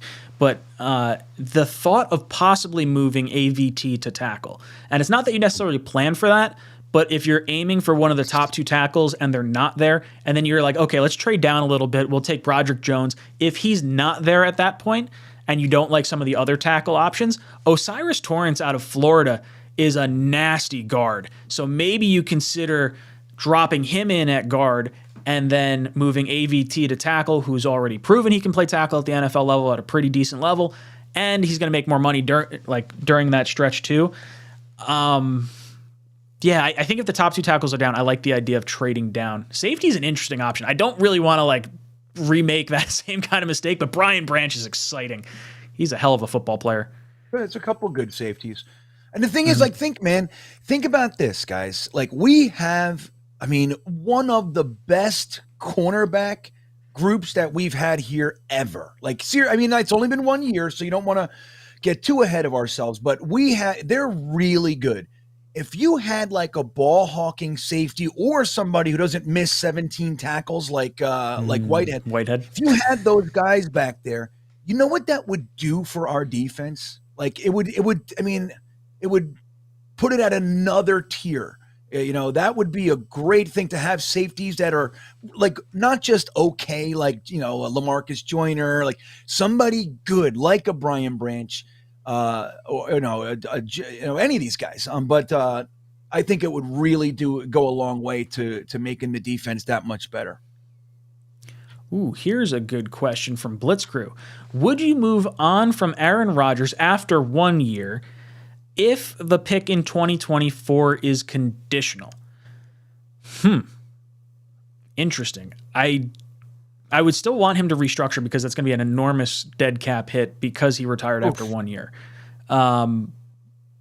But if Zach clicks and it's like a conditional first and Rodgers looked bad, then yeah, I would move on from him, I guess. I would imagine the contingency is like Rodgers just has to be active. I don't know if it's even on the roster. Like if Rodgers doesn't retire, that may be the trigger. Matt, your thoughts on this? Yeah, I think in order for this to happen, you would need, like, Rodgers would kind of have to implode in 2023, and then Zach would have to look like a different human being. I wouldn't say this is a likely scenario to happen, but yeah, I would think like things would have to get really ugly for Rodgers for me to say that, though. Greenby, what about you? You think conditional pick for Rodgers in 24? You moving on from him, maybe? Well, it's like, so we're already trying to move on from him. Come on, Blitz. What are we doing? Like, if we trade for Aaron Rodgers, we want him here for 2 years, man. Like Matt said, unless there's a complete implosion, he just falls off a cliff, he sucks, which could be the case, man. We are the Jets. He is 55 years old. So, there's all those things can happen. If that were to take place, if he's like, we're at week 9 and he's got, 1,200 yards passing, more interceptions than touchdowns or something, then yeah, okay, that's what we're going to be looking for. But I think other than that, we're not just trying to play, chess with the draft picks and everything. You're paying for Aaron Rodgers because you really want that caliber of a quarterback. The picks, the money. I think that the longer you can have him, the better. Completely agree. Zach Marshall drops in, says Lamar has a better chance of going to New Orleans or North Carolina than Carr. That fits their offenses, and given Zach's track record, Carr is a safer bet than Rodgers right now. I think regardless, if you're getting Rodgers for 2 years, there's a pretty high likelihood that you're not running it back with Zach in that 5th year. If you decide not to exercise his 5th year option, it's not like you're going to try and sign him to an additional contract after those 2 years. Lamar going to New Orleans or North Carolina, I mean, maybe. I think the Panthers could very well run it back with Sam Darnold. I think Reich, I believe, tried to trade for Sam Darnold when he was with Indianapolis. So I think I could see a situation where he wants to just run it back for a season with him if maybe he doesn't get Derek Carr. I still think Atlanta is the best spot for Lamar. I think they're the most likely, given the fact that they gave up or were offering all the picks to get Watson. They were offering the contract to get Watson, the fully guaranteed everything, with the exception of if he was convicted. That was the only thing they were not going to give him the contract. The Browns decided to give him the, hey, if you're convicted for all these sexual assaults, we'll still give you the money. Falcons were not willing to do that. I don't think that's a concern with Lamar. I don't know. We'll see. Crossfire drops in. What's up, Crossfire? Newest member. Says, if he wants his own legacy, he would choose another. If he wants his own legacy, he would choose another. Is he talking about Rodgers? He. Who's he? J.L. Skinner. Interesting. No, I don't. I think he's talking about Rodgers, right? Or maybe, if he wants his own he would choose another number. That's probably what he's talking about. If he wants his own legacy, he would choose another number. Okay. 18 years at number 12. He's always done, see, we're piecing it together. That was good detective work. Yeah, right. License plates and pronouns. I got it down on lock. All right, yeah. Aaron Rodgers wants his own legacy. He'll wear a different number than number 12. I don't know. I think there's almost something ceremonious about it. I can see it both ways. I can see, him saying, no, thank you, Namath. Like, that's your number. I cannot ever wear it. I'll never live up to that for your team. I'll take a different number. That's entirely possible. But I would love to see him win a Super Bowl in number 12. I think that would be really, really cool. Citybert comes in, says, can't believe, I'm going to call this Green Bean has 2 quarterbacks. No, Green Bay has 2 quarterbacks in 30s, and we get both. It is really weird that we wound up getting Brett Favre after he flip-flopped on retiring versus not retiring, and now there's a really good chance the Jets get Aaron Rodgers after him flip-flopping, retiring, not retiring. The thing I'll say about Favre was it was weird. If I remember correctly, he actually retired until August, and then he was like, hey, I'm coming back, and then that's when the trade happened. where Rodgers, this is happening before free agency. You can actually align your team now, and Rodgers probably has more options now than Favre probably did at that point in time. Just a weird situation. Zach Hunko drops in, says, "Hey guys, thanks for all the content this season. It was fun. Do you guys think Carr could have talked to Joe Douglas, Saleh, and Woody out of going for Aaron Rodgers this weekend?" I don't know if he necessarily talks them out of going Aaron Rodgers, but he could have talked them into going with Derek Carr in more instances than they would have prior. I think once you meet someone and you get to know the ins and outs of them, not to mention having people in the building like Todd Downing that knows him and can vouch for him, I think is important as well. I don't know. I think maybe if it was like, hey, we're 75% Rodgers, 25% Carr, maybe now it's like 65% Rodgers and 35% Carr, or some kind of percentage like that. I don't think it's going to overwhelmingly prevent them from like talking to Rodgers. Like I think they're still going to do the due diligence and talk to him, try to, figure out if he's going to get traded, work out a trade. If they want, the moon for Aaron Rodgers, then maybe they say, screw it, we'll go with Derek Carr. Green Bean, I want to hear your thoughts on this. Do you think it's possible that Douglas, Saleh, and Woody talked Carr, or Carr talked Saleh, Douglas, and Woody into him over Rodgers? Well, so imagine he just said, "Hey, look, guys, you don't want that guy. He's a piece of shit. I know him personally." You know what I mean? That Come kind back. of stuff. I played with his former wide receiver, Devontae Adams, says he tripped kids walking down the sidewalk. The stories I heard, the stories he told me. No, I think the way you put it, Ryan, is perfect. I don't think anybody's talking anybody out of something else. It's more about emboldening the position of where he stands. And I think one of the things, look, we know Todd Downing, our new passing game coordinator, had a 3-year relationship with Derek Carr, 2 as his quarterback coach, 1 as his offensive coordinator. So we have some of that. But in addition to that, I think it's important to have like that more than just an hour meeting, like Joe Douglas, Robert Saleh, Nathaniel Hackett and all those guys. And I think they could have come away with it going, you know what? I like that guy. You know what I mean? In addition to what they've seen and like having the time to sit with him, they could come away with it and go, look, we'll wait another week for Aaron, see what he's going to do. But if not, we're going to jump all over this guy. They could have come away like that. Matt, what about you? You think that Carr wooed Douglas, Saleh, and Woody out of Aaron Rodgers? No, I don't think so. I think they're going to do their due diligence on both. But I think he, more than likely did a good job selling himself, which is, keeping his name in the conversation. I think that's good. Damn, Justin Crazy, thank you so much for the Super Chat, brother. Says, if Derek Carr wins a Super Bowl in New York, is he really first ballot Hall of Fame? I think there's going to be an argument because he has compiled stats that have been good for a long stretch of time, and he plays a lot of games. So if he continues to do that, let's say for the next 6 years at the same consistency, let's call it 4,000 yards or above 4,000 yards for these next 5 seasons, and he has a Super Bowl, I think it's entirely possible he gets in, especially because he won one in New York. You win a Super Bowl in New York, that's why Rodgers should want to come here. That is going to be the only Super Bowl that could add on to his legacy. Like if he wins a second Super Bowl and he's at any other team in the country, it's not going to mean as much as winning one in New York. It's just not. Look at how we idolize Namath right now. We're talking glowingly about the guy 50 years later, like idolize the man. We're talking about passing on his number and whatnot, and should we even consider it? And yeah, no, I'm sorry. Derek Carr wins a Super Bowl here in New York and has, some at least the consistent years going on. I mean, if he wins one next year and then retires, then probably no. But Green Bean, you think that Derek Carr could make the Hall of Fame if he wins a Super Bowl here in New York? I honestly believe that if that's all he does, if he comes here, wins a Super Bowl and never does anything else, he's a first ballot Hall of Famer. This is the hardest thing to do in the entire NFL. Everybody knows it. You know what I mean? Like you come to this friggin' team and you win a Super Bowl, you're in the Hall of Fame. I think there's not even a question about it. That's my take. Love it. Matt, your thoughts? Carr wins a Super Bowl, first ballot Hall of Fame? Yeah.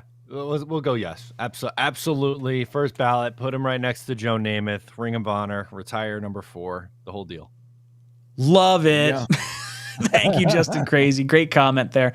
Brian, we're going to jump ahead to you real quick. Thank you for the super chat. It says, Rodgers has no trade clause. No, he does not. So if Jets are his pick, he wouldn't need to be the highest bidder, wouldn't need... no, so he doesn't have a no trade clause. He has, in a sense, a no trade clause where he could say he's going to retire and then no team would wind up signing him because he's not going to play for that team. He would retire. Now, the argument against that is he's getting $110 million over the course of the next 2 years. He's made $300 million over the course of his entire career. So do you see him leaving 25% of his career earnings for 2 years when he played 18 years and only made $300 million? Not only made $300 million, but you understand the ratios and whatnot.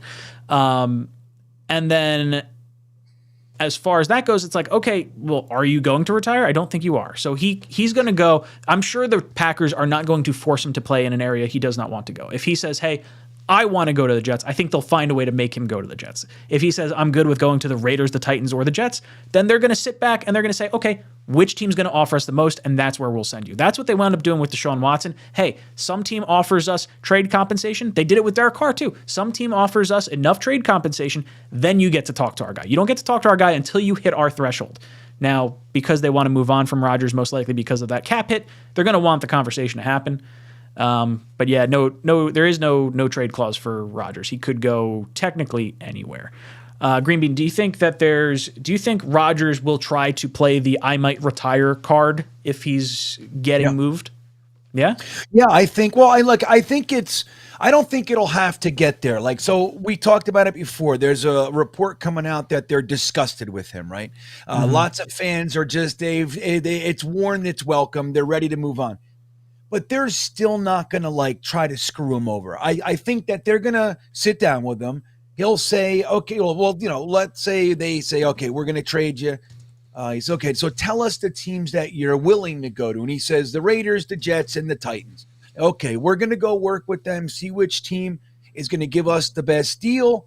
And then we'll do it that way. And then you go, well, hey, look, the Commanders are coming in. They're going to give us 5 firsts, Terry McLaurin, and Young, and he goes, I'm not going there. Like, I don't think they're going to go, well, you're going. I don't think it's going to get there. But if it did, I think he would absolutely throw that out there. I'm not coming there. I'm not going to go to the Washington Commanders, just as an example, of course. But yeah, I think that he would, but I don't think he's going to have to. I think they're going to do it amicably. This is what Josh McDaniels needs to learn. He could have did this too. Instead, he got nothing. For a franchise quarterback, nothing. What a Momo. They would have been better letting him play out the final year of his contract last season and getting a compensation pick. The fact that you flubbed it up this bad. Oh, dude, he's so and that should tell anybody. Like, one of the questions I answer a lot, and I'm sure you guys have gotten it too, is well, if he was so good, Derek Carr, that is, why would they be letting him go? The way they handled it should show you where their thinking is, how off base their understanding of how to do this the right way is. They've completely blown it. And then David Carr coming out saying, my brother was absolutely willing to work with them on a trade. Okay, you want to move on? No big deal. He was totally willing to be patient. He probably could have extended that window, and they could have worked it all out, and they could have got a first-round pick or whatever, even a 7th-round pick, for God's sakes, you could have gotten. They got nothing because of the way they did it. That shows just how off base that organization's thinking is these days with Josh McDaniels at the helm. Yeah, don't trust them at all. Donald Johnson says, did we seal the deal with Carr as of yet? We need to. Not yet. Still waiting in the wings. I do not see it happening before the Combine. I think it happens after the Combine, after Rodgers gets moved. John Perez says, Carr contract structure, ? Sleeper need in the draft. So Carr's contract, I think if he signs, the Jets are, or wherever he signs, it's going to be a really, really big contract on the surface level. I think it's going to be like a 5-year, $200 million deal, and people are going to lose their fucking shit. It's going to, like, if he signs with the Jets for 5 years, $200 million, people are going to go fucking bananas. But I think what would happen would be, it would really be a 3-year, fully guaranteed, let's call it $100 million deal, and then like 2 years at like $50 million cap hits that he'll never actually end up seeing. So that way, after 3 years, he'll be 34 years old. He could get cut, not get the franchise tag because, he has void years or whatever. And then he can either sign with us again for another contract, or he could sign with another team at 34 years old. You can at least figure you're getting some kind of money, I would think, at that point. That's how I see it shaking out. I think it'll be an eye-popping deal initially, but it won't be as bad once you find out the contract details. Greenbean, what do you think Carr's contract structure is going to ultimately look like? Well, I think it'll be 5 years, $37.4 million per year, with a bonus of Mike 𝐒𝐭𝐭 has to drive him coffee from wherever he's at now to One Jets Drive. Yeah, we changed the code. Sorry. An area of weakness for me as far as breaking down numbers and stuff. But I will say they're probably going to want to do a 4-year with some options on the end, maybe. And Carr might want more, but I think it's probably going to be anywhere from 35 to 42, in that range. That's what I think. I don't think he's going to be able to garner 45 or 50, but I also don't think. I mean, let's be real here. He's not going to take under 35, in my opinion. Tigo brings up a good point in the chat. He says, I don't think Carr wants a long contract. If I'm Derek, I want a 3-year max to try and hit free agency again after the cap explodes and after Burrow and Herbert get paid. Another big reason. When Kirk Cousins was possibly when Kirk Cousins was a free agent, my whole thought process was we got to sign this dude to a 6-year deal, stretch the cap hit out, real far. It's going to be perfect. Cap's going to go up percentage wise, front load it, whatever. I had all these big dreams. And then he signs a 3-year contract, and you're like, well, why would he do that? And it's because it's the same reason NBA guys sign the 1-year max contract, because the next year, it's going to be a higher max. And you keep watching the salary cap go up and up and up and up. And if you sign it now, due to inflation, it automatically means you're getting just a little bit less each year. So it's to your, financial security to sign a longer term deal. But if you're willing to gamble on yourself at a highly protected position that you're not even allowed to hit, that's why I say quarterbacks that can get on the franchise tag, like Daniel Jones, need to play on the franchise tag. Lock up that $32 million fully guaranteed, because now you hit wide open free agency, and you are going to make so much more than just negotiating with the Giants. Matt, your thoughts on a Carr contract structure? I will give you those, but first I want to give a shout out to Crossfire, who just DM'd me this picture of him watching us on the light's gonna mess it up, but I'm gonna try my best. On his TV? Yeah, TV and the phone at the same time. Sorry, that. Oh, I love it. I saw him in the chat. He said his girlfriend or his wife or whatever was giving him shit for watching us on the phone, so he put us on the TV. Yeah, that was really amazing. Yeah, that was really unfortunate that the light kind of did that, but it's Crossfire. That's a picture of his TV? Is that what's going on? It's a picture of his phone and the TV. So he must have took that on his wife or girlfriend's phone to get both images, unless it's a laptop that he's watching. I was going to say, or laptop, or I don't know how, or is it, no, this might be you know what it is? It's a screenshot. Yeah, so you got YouTube playing. That's what the small thing is. Okay, there we go. It's a screenshot of YouTube of the little player. And and us. So he's got both cooking, which is just tremendous stuff on him. He is the MVP of the stream tonight, I think. Yeah, Crossfire, you're the man. Let's just put it that way. Or the woo man, whatever. You're pumped. We like you, Crossfire. Yeah. All right. For the Carr contract structure, you got to think something along the lines of what you were saying. I think they're going to try to, front load some guarantees in there, but it might originally look like a 4 or 5 year deal that ends up really more like a 3-year deal after all the guarantees are out of the way. But what do you think his cap hit would be? Like if you had to, or no, maybe not cap hit, maybe AAV. Is that a better one? Like if you had to guess average annual. What his AAV would be? I think that's fair, because generally speaking, Watson isn't the highest annual average salary right now, but he's going to have the highest base cap hit of any quarterback ever in the history of the league at like $39 million, I think, this year. So it's goofy the way it works. So yeah, annual average is good with me. So what do you think for Carr? 35? I'm thinking it's going to be, 35 is kind of where I sort of pegged it for. I had said 3-year, $100 million fully guaranteed. That would be like 33 million. So 35, I could see. I think once you get over the 35 number, then you start maybe thinking a little bit more.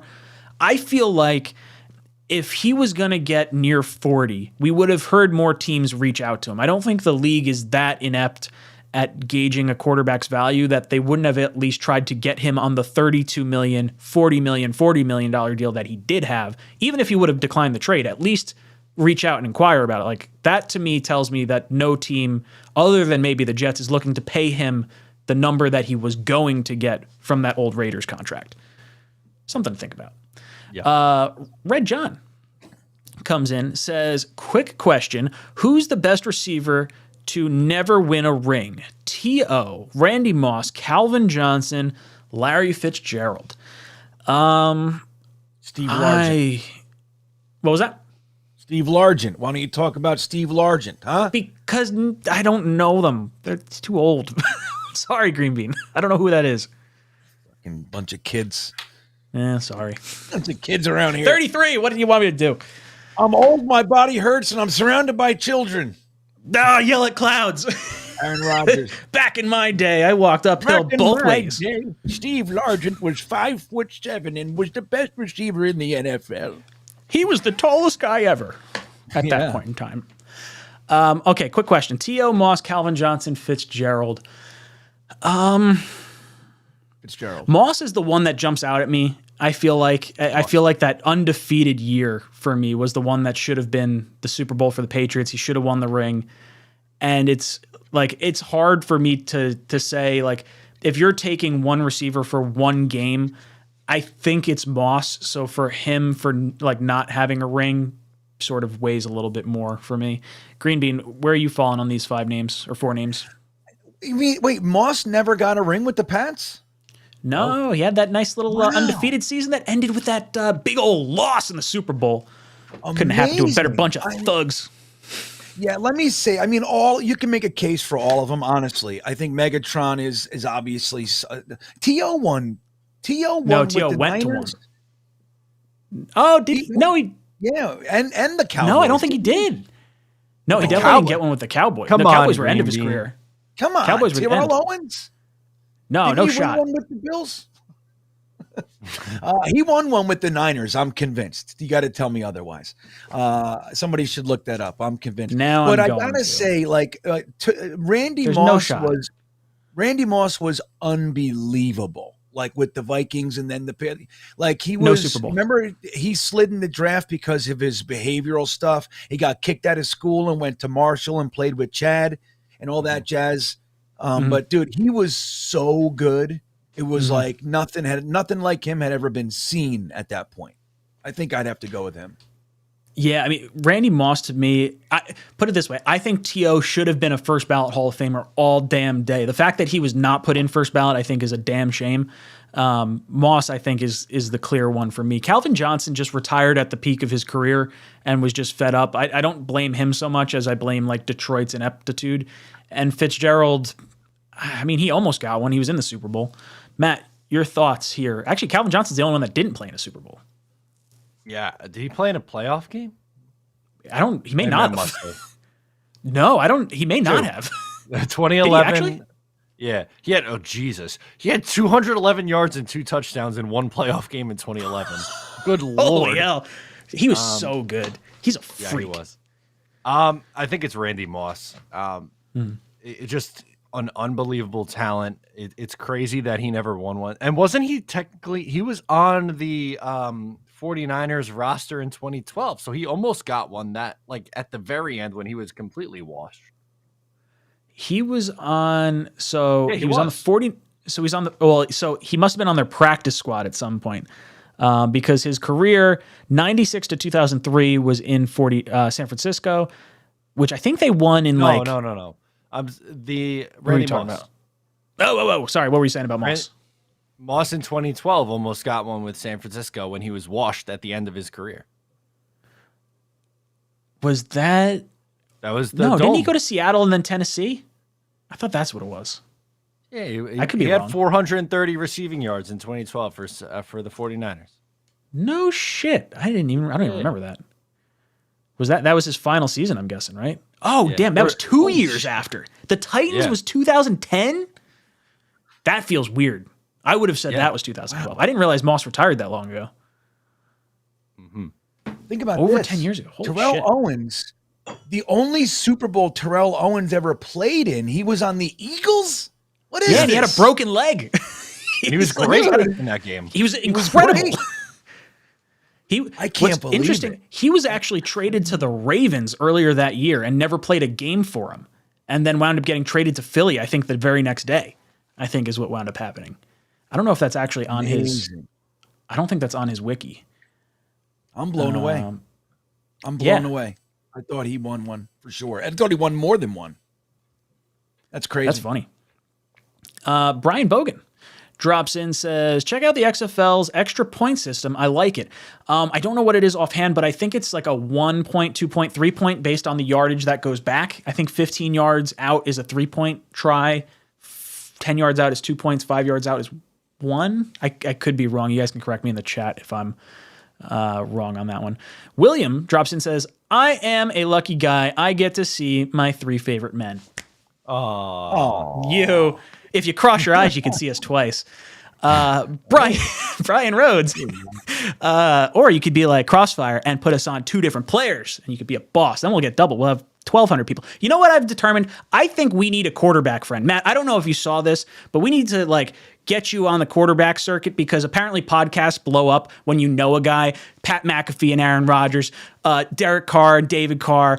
We need our own quarterback to blow up Talking Jets. I think that's what it is. Yeah, I agree. so do I have to start working out and go to my combine again? 6'4", 4.2 speed, whatever you got. Athletic, 6'4", 225. I love it. One of the greatest things ever done. It's a little higher than 225 now, but yeah. Are you? Not the best. We'll get you on the Becton diet. Don't you worry. Yeah. Seafood, all you can eat. Brian Rhodes drops in, says, Rodgers has a no trade clause. I must have had that one up there already. Sorry. Gonna go to the next one. V-Man. V-Man says, with Carr, you're just a playoff team. If you win the division, you're a 3rd or 4th seed. With Rodgers, you're a 1 or 2. The Jets, imagine if the AFC playoffs ran through MetLife. Yeah, no, that would be really nice. I think the Jets can absolutely win the division with Derek Carr at the helm. We beat Buffalo with Zach friggin' Wilson throwing 150 yards with no AVT and no Breece Hall and 1 touchdown scored. I'm sorry. I think Derek Carr can win the AFC East. No problem. I think, I guess that's what he's saying. You could win your division. You could be the 3rd or 4th seed. I mean, I don't think we'll ever be the 1 seed with Derek Carr. I don't think you're getting a bye with him. With Rodgers, you have an outside shot at getting it. I don't know. I don't see why not. Yeah, right? Green Bean, you think you're stuck at the 3 or 4 seed? About the defense. Think about this. Let's say Carr's doing everything we want to on offense. We got a top 10 offense kind of a thing in that range. And our defense is number 1 and is able to shut down, at least in most respects, the Chiefs and the Chargers and everybody. Why not? It's about the defense, man. When you're playing those sick offenses, Carr just has to be good enough to get us more touchdowns and interceptions. That's all we want. Ooh, that's a good way to look at that. Matt, your thoughts on the Jets only being able to get to a 3rd or 4th seed with Derek Carr? I don't like setting these caps on these quarterbacks. I don't like. We could do some hypothetical questions and get me in trouble if you want. Yeah, I don't know. I don't love it, but it also depends. How much closer are the Jets to the Bills with Carr? I don't think it's as big of a gap as some people like you were saying. The Jets, they almost beat him with Mike White and fractured ribs. I don't know. Maybe it's not as far as we might think here, guys. Yeah, fans are a little weird. Not gonna lie. Blitz Crew, right? We're fickle group. Yeah. We're fanatics. The name makes sense. Blitz Crew comes and says, if 𝐒𝐿, Max, and AVT are back 100% healthy, what is your ideal offensive line for next season? So I was doing a little research today, and I'm going to have to make a video on this too, but I did not. Do you guys know what 𝐒𝐿 Becton's 5th-year option is? Yeah, 14. We have to exercise it. What was that? 14, right? Yeah, it's like 13 13. yeah, 14 million. Yeah. It's like Right? 13.4. I think they're absolutely going to exercise it. I didn't realize it was that low. I thought it was going to be closer to 20 million. From Becton? Did they already say they're not? So? Yeah, I thought the 5th-year option was the average of the top 10 salaries, and I thought it would be closer to 20 million. I think for 13 million, I think you probably exercise it. No shot. I don't know, dude. Well, You think don't think about so? it. You know, no, because then you lock yourself into 2 more years. If for let's say worst case happens and he gets hurt in training camp again and can't play for a 3rd straight year, you don't want to be locked All right, in that's for fair. another year. You know what I mean? So then I guess you probably transition tag him. That would be the right move. If he plays out, yeah, I don't know. I guess I like the idea of having the tackle there an extra year, but God, you just can't trust him to stay healthy. You can't. It's a sad thing. I hope it all gets put to bed. Like, look, man, Jonah Williams over there in, for the Bengals, they were doing the same thing. He was a 1st-round pick. They thought he was never going to play. And he's fine. You know what I mean? Like, Mekhi Becton's 23 years old. We're not talking about a 28-year-old. You know what I mean? He's 23. He's, he has an opportunity to make this early part of his career kind of an anomaly that we puts behind him. Because remember, in college, he wasn't hurt. He wasn't an injury-prone guy. It just happened, and look, he comes back, he plays every game this year, and then we re-sign him. Who knows? We could have this guy for another 8 years, and he's our guy. And we forget all about this shit. That's what Going back to Blitzcrew's question, if everyone's healthy, for me, Max is the backup. I want a different, left tackle. I want Tomlinson, I think, is going to be your left guard, but I would draft someone at either center or guard high in the draft, so that way you can, maybe shift him to help a struggling Tomlinson. With center, it almost depends on where you go. If you go with Rodgers, I almost would like to see us bring in Corey Linsley from the Chargers if he winds up getting cut because he played with Rodgers in Green Bay. And then you draft someone like, maybe it's John Michael Schmitz in the 2nd round and you have him play guard or whatever. I don't know. But I think there's some options there with some flexibility. AVT, right guard, Mekhi Becton, right tackle. Matt, what would your ideal offensive line be with all health? Okay. I'm going to answer that, but we do have an update. We got a laptop added to the mix now. So I don't know if it's going to focus up, but we got the MVP. The watch time is going to be cranked up through the roof on this one. Let's see. Oh, okay. Wait, so what happened? I don't know what's happening. What's happening? So Crossfire is watching us on 3 different screens right now. The dude's a champ. If anyone can get to 4, if anyone gets to number on 4 screens, then they are the true good of goats. Green Bean, I want you to add Crossfire right now to the list of people on our T-shirt giveaway qualifier because the dude's Crossfire a champ. with a K, Absolutely right? With a K? With a K, yeah. All right, Crossfire, you're in. All right. I'm gonna. If you guys want it, we got. Oh wow, we're right. I didn't realize we're at the end here. Okay, gonna burn through some super chats. Jeez, that went quick. Hector Cabrera says everyone blamed Carr for not having a win in the playoffs. How about he never had a good defense or receivers backing him up? What do you guys think? His not having a win in the playoffs, he only played in 1 playoff game, and he lost to the team that wound up making it to the Super Bowl in the Cincinnati Bengals. The year that the other loss that his team made it into the playoffs, he had a broken leg 2 weeks before the playoffs started. They wound up losing the tiebreaker that would have earned them the number 2 seed and a 1st-round bye. And the Chiefs wound up winning, I think, by 1 point, to the team they were facing. So Derek Carr probably wins that game on a 1st-round bye. So I don't know. I agree with you, dude. I think Derek Carr is going to be just fine here. Sky C drops in with a $20 super chat. Thank you so much.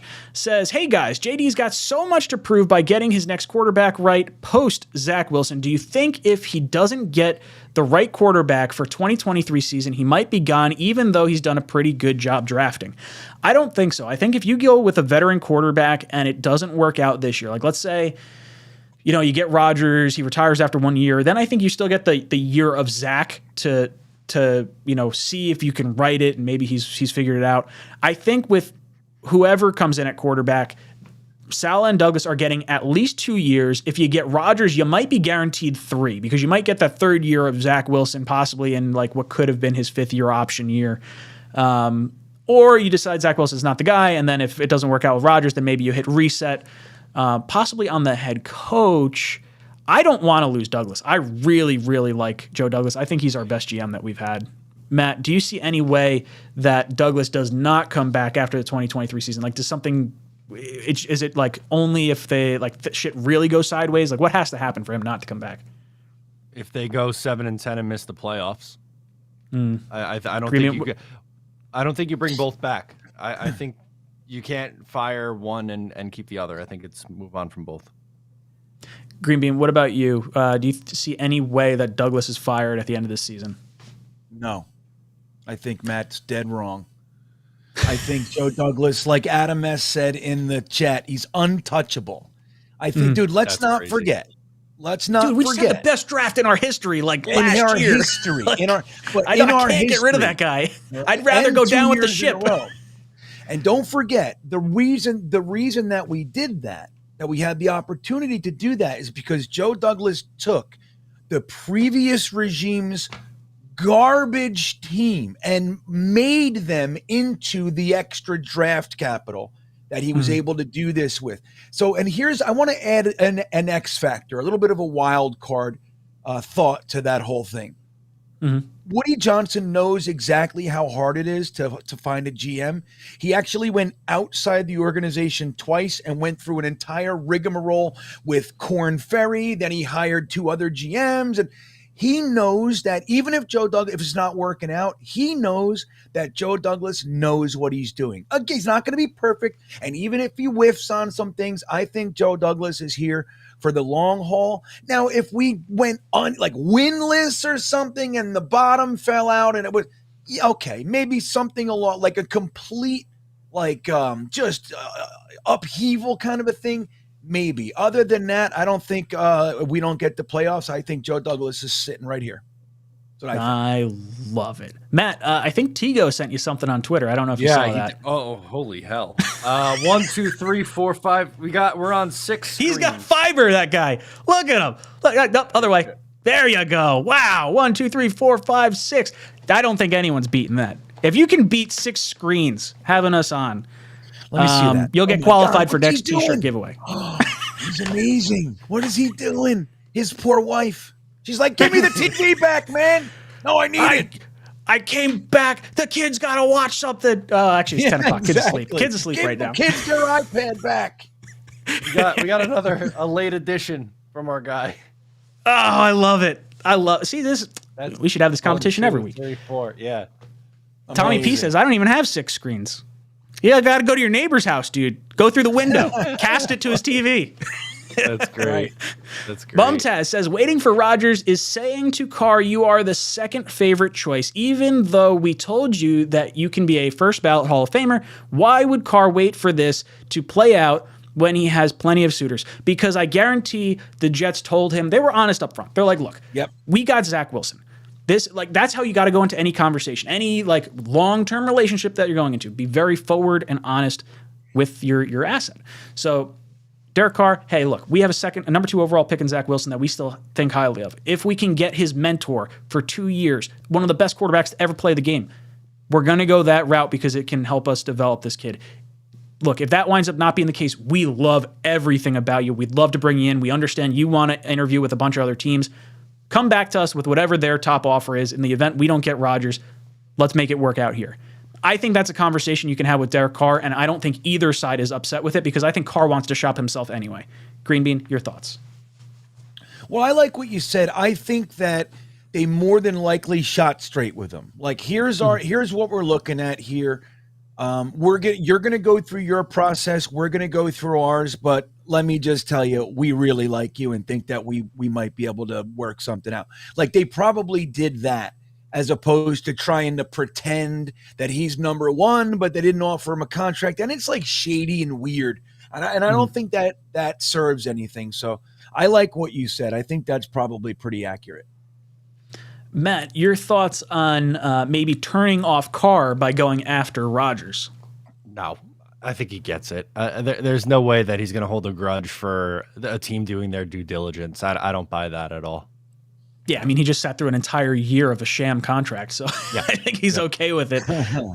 Moose City drops in, says, we are all talking about with an above-average quarterback, we could make the playoffs during the season. What has changed that people think Carr doesn't give us that chance? I mean, if we had below average quarterback play, like I'm talking like 15 or 16 to like 20, we probably make the playoffs.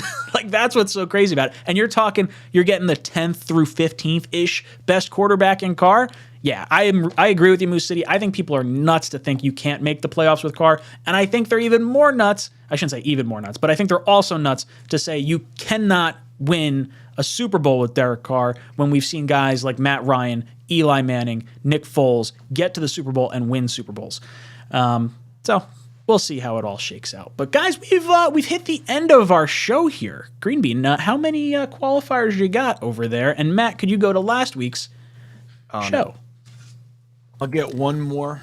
I'm caught up though. Let's see. Who is it? Who's our last one? And it is Joe S. already won it. I got to do that again. Hold on.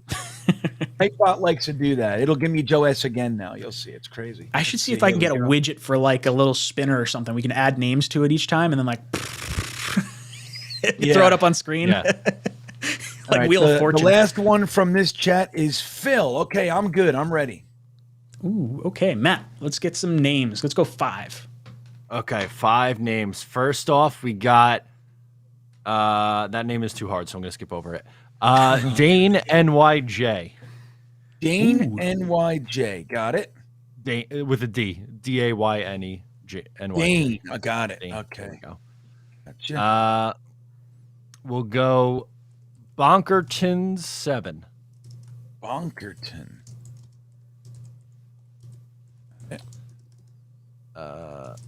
Lou Chandler. Okay.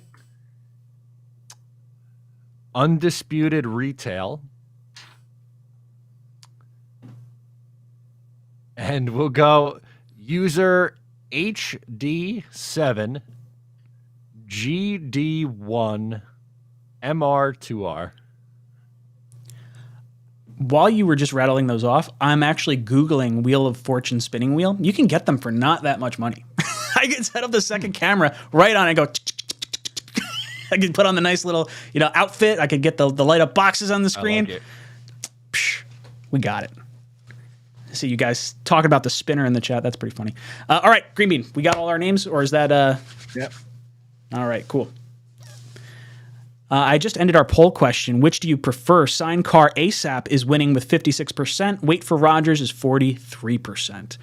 All right. Odds or evens. 3, 2, 1. 5, 6. It's an even.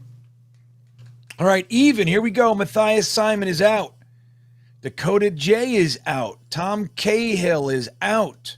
Kev Chata is out. Nick Russo, who I'm just chatting with right now. There you go, Nick. You're out. Sorry, buddy. Crossfire is out. I was rooting for him. Sorry. Dane NYJ is out. Lou Chandler is out. And HD7G1MR2R is out. Thank God. All right. 3, 2, 1. That's going to be an 8. Evens. Harlan Abraham, you are out. Jet Up Buttercup is out. Sports Frenzy's gone, and Bonkerton is gone. Oh, no.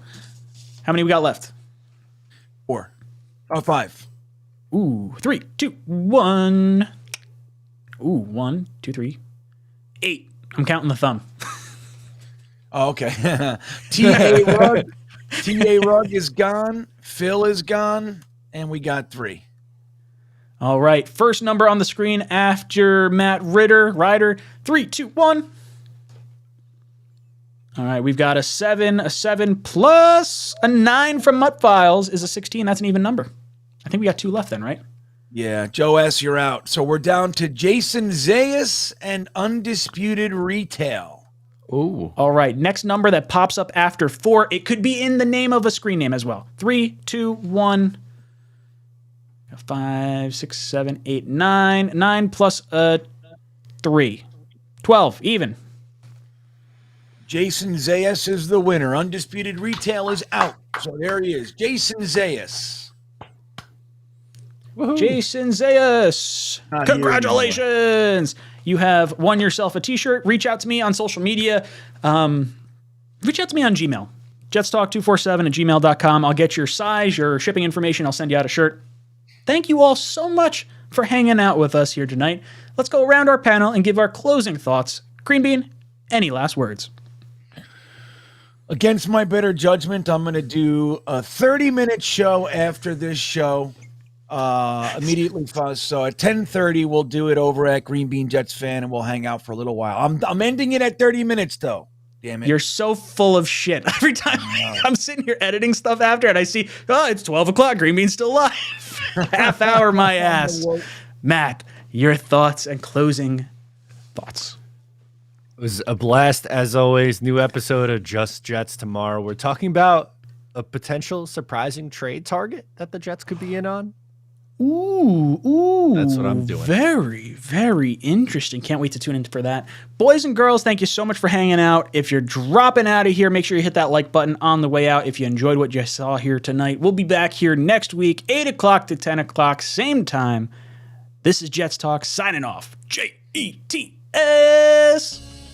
I think every single person in this locker room is a competitor at the highest level. So, yeah, when you feel as if your back's against the wall, you never have to feel like you got to do it by yourself. Unbelievable throw. Under pressure. Sacked by Quinnen Williams. Right sideline, Gonzalez got it. You look to your left and your right, you got guys out there with you that our whole point is to help each other. This one to Mims.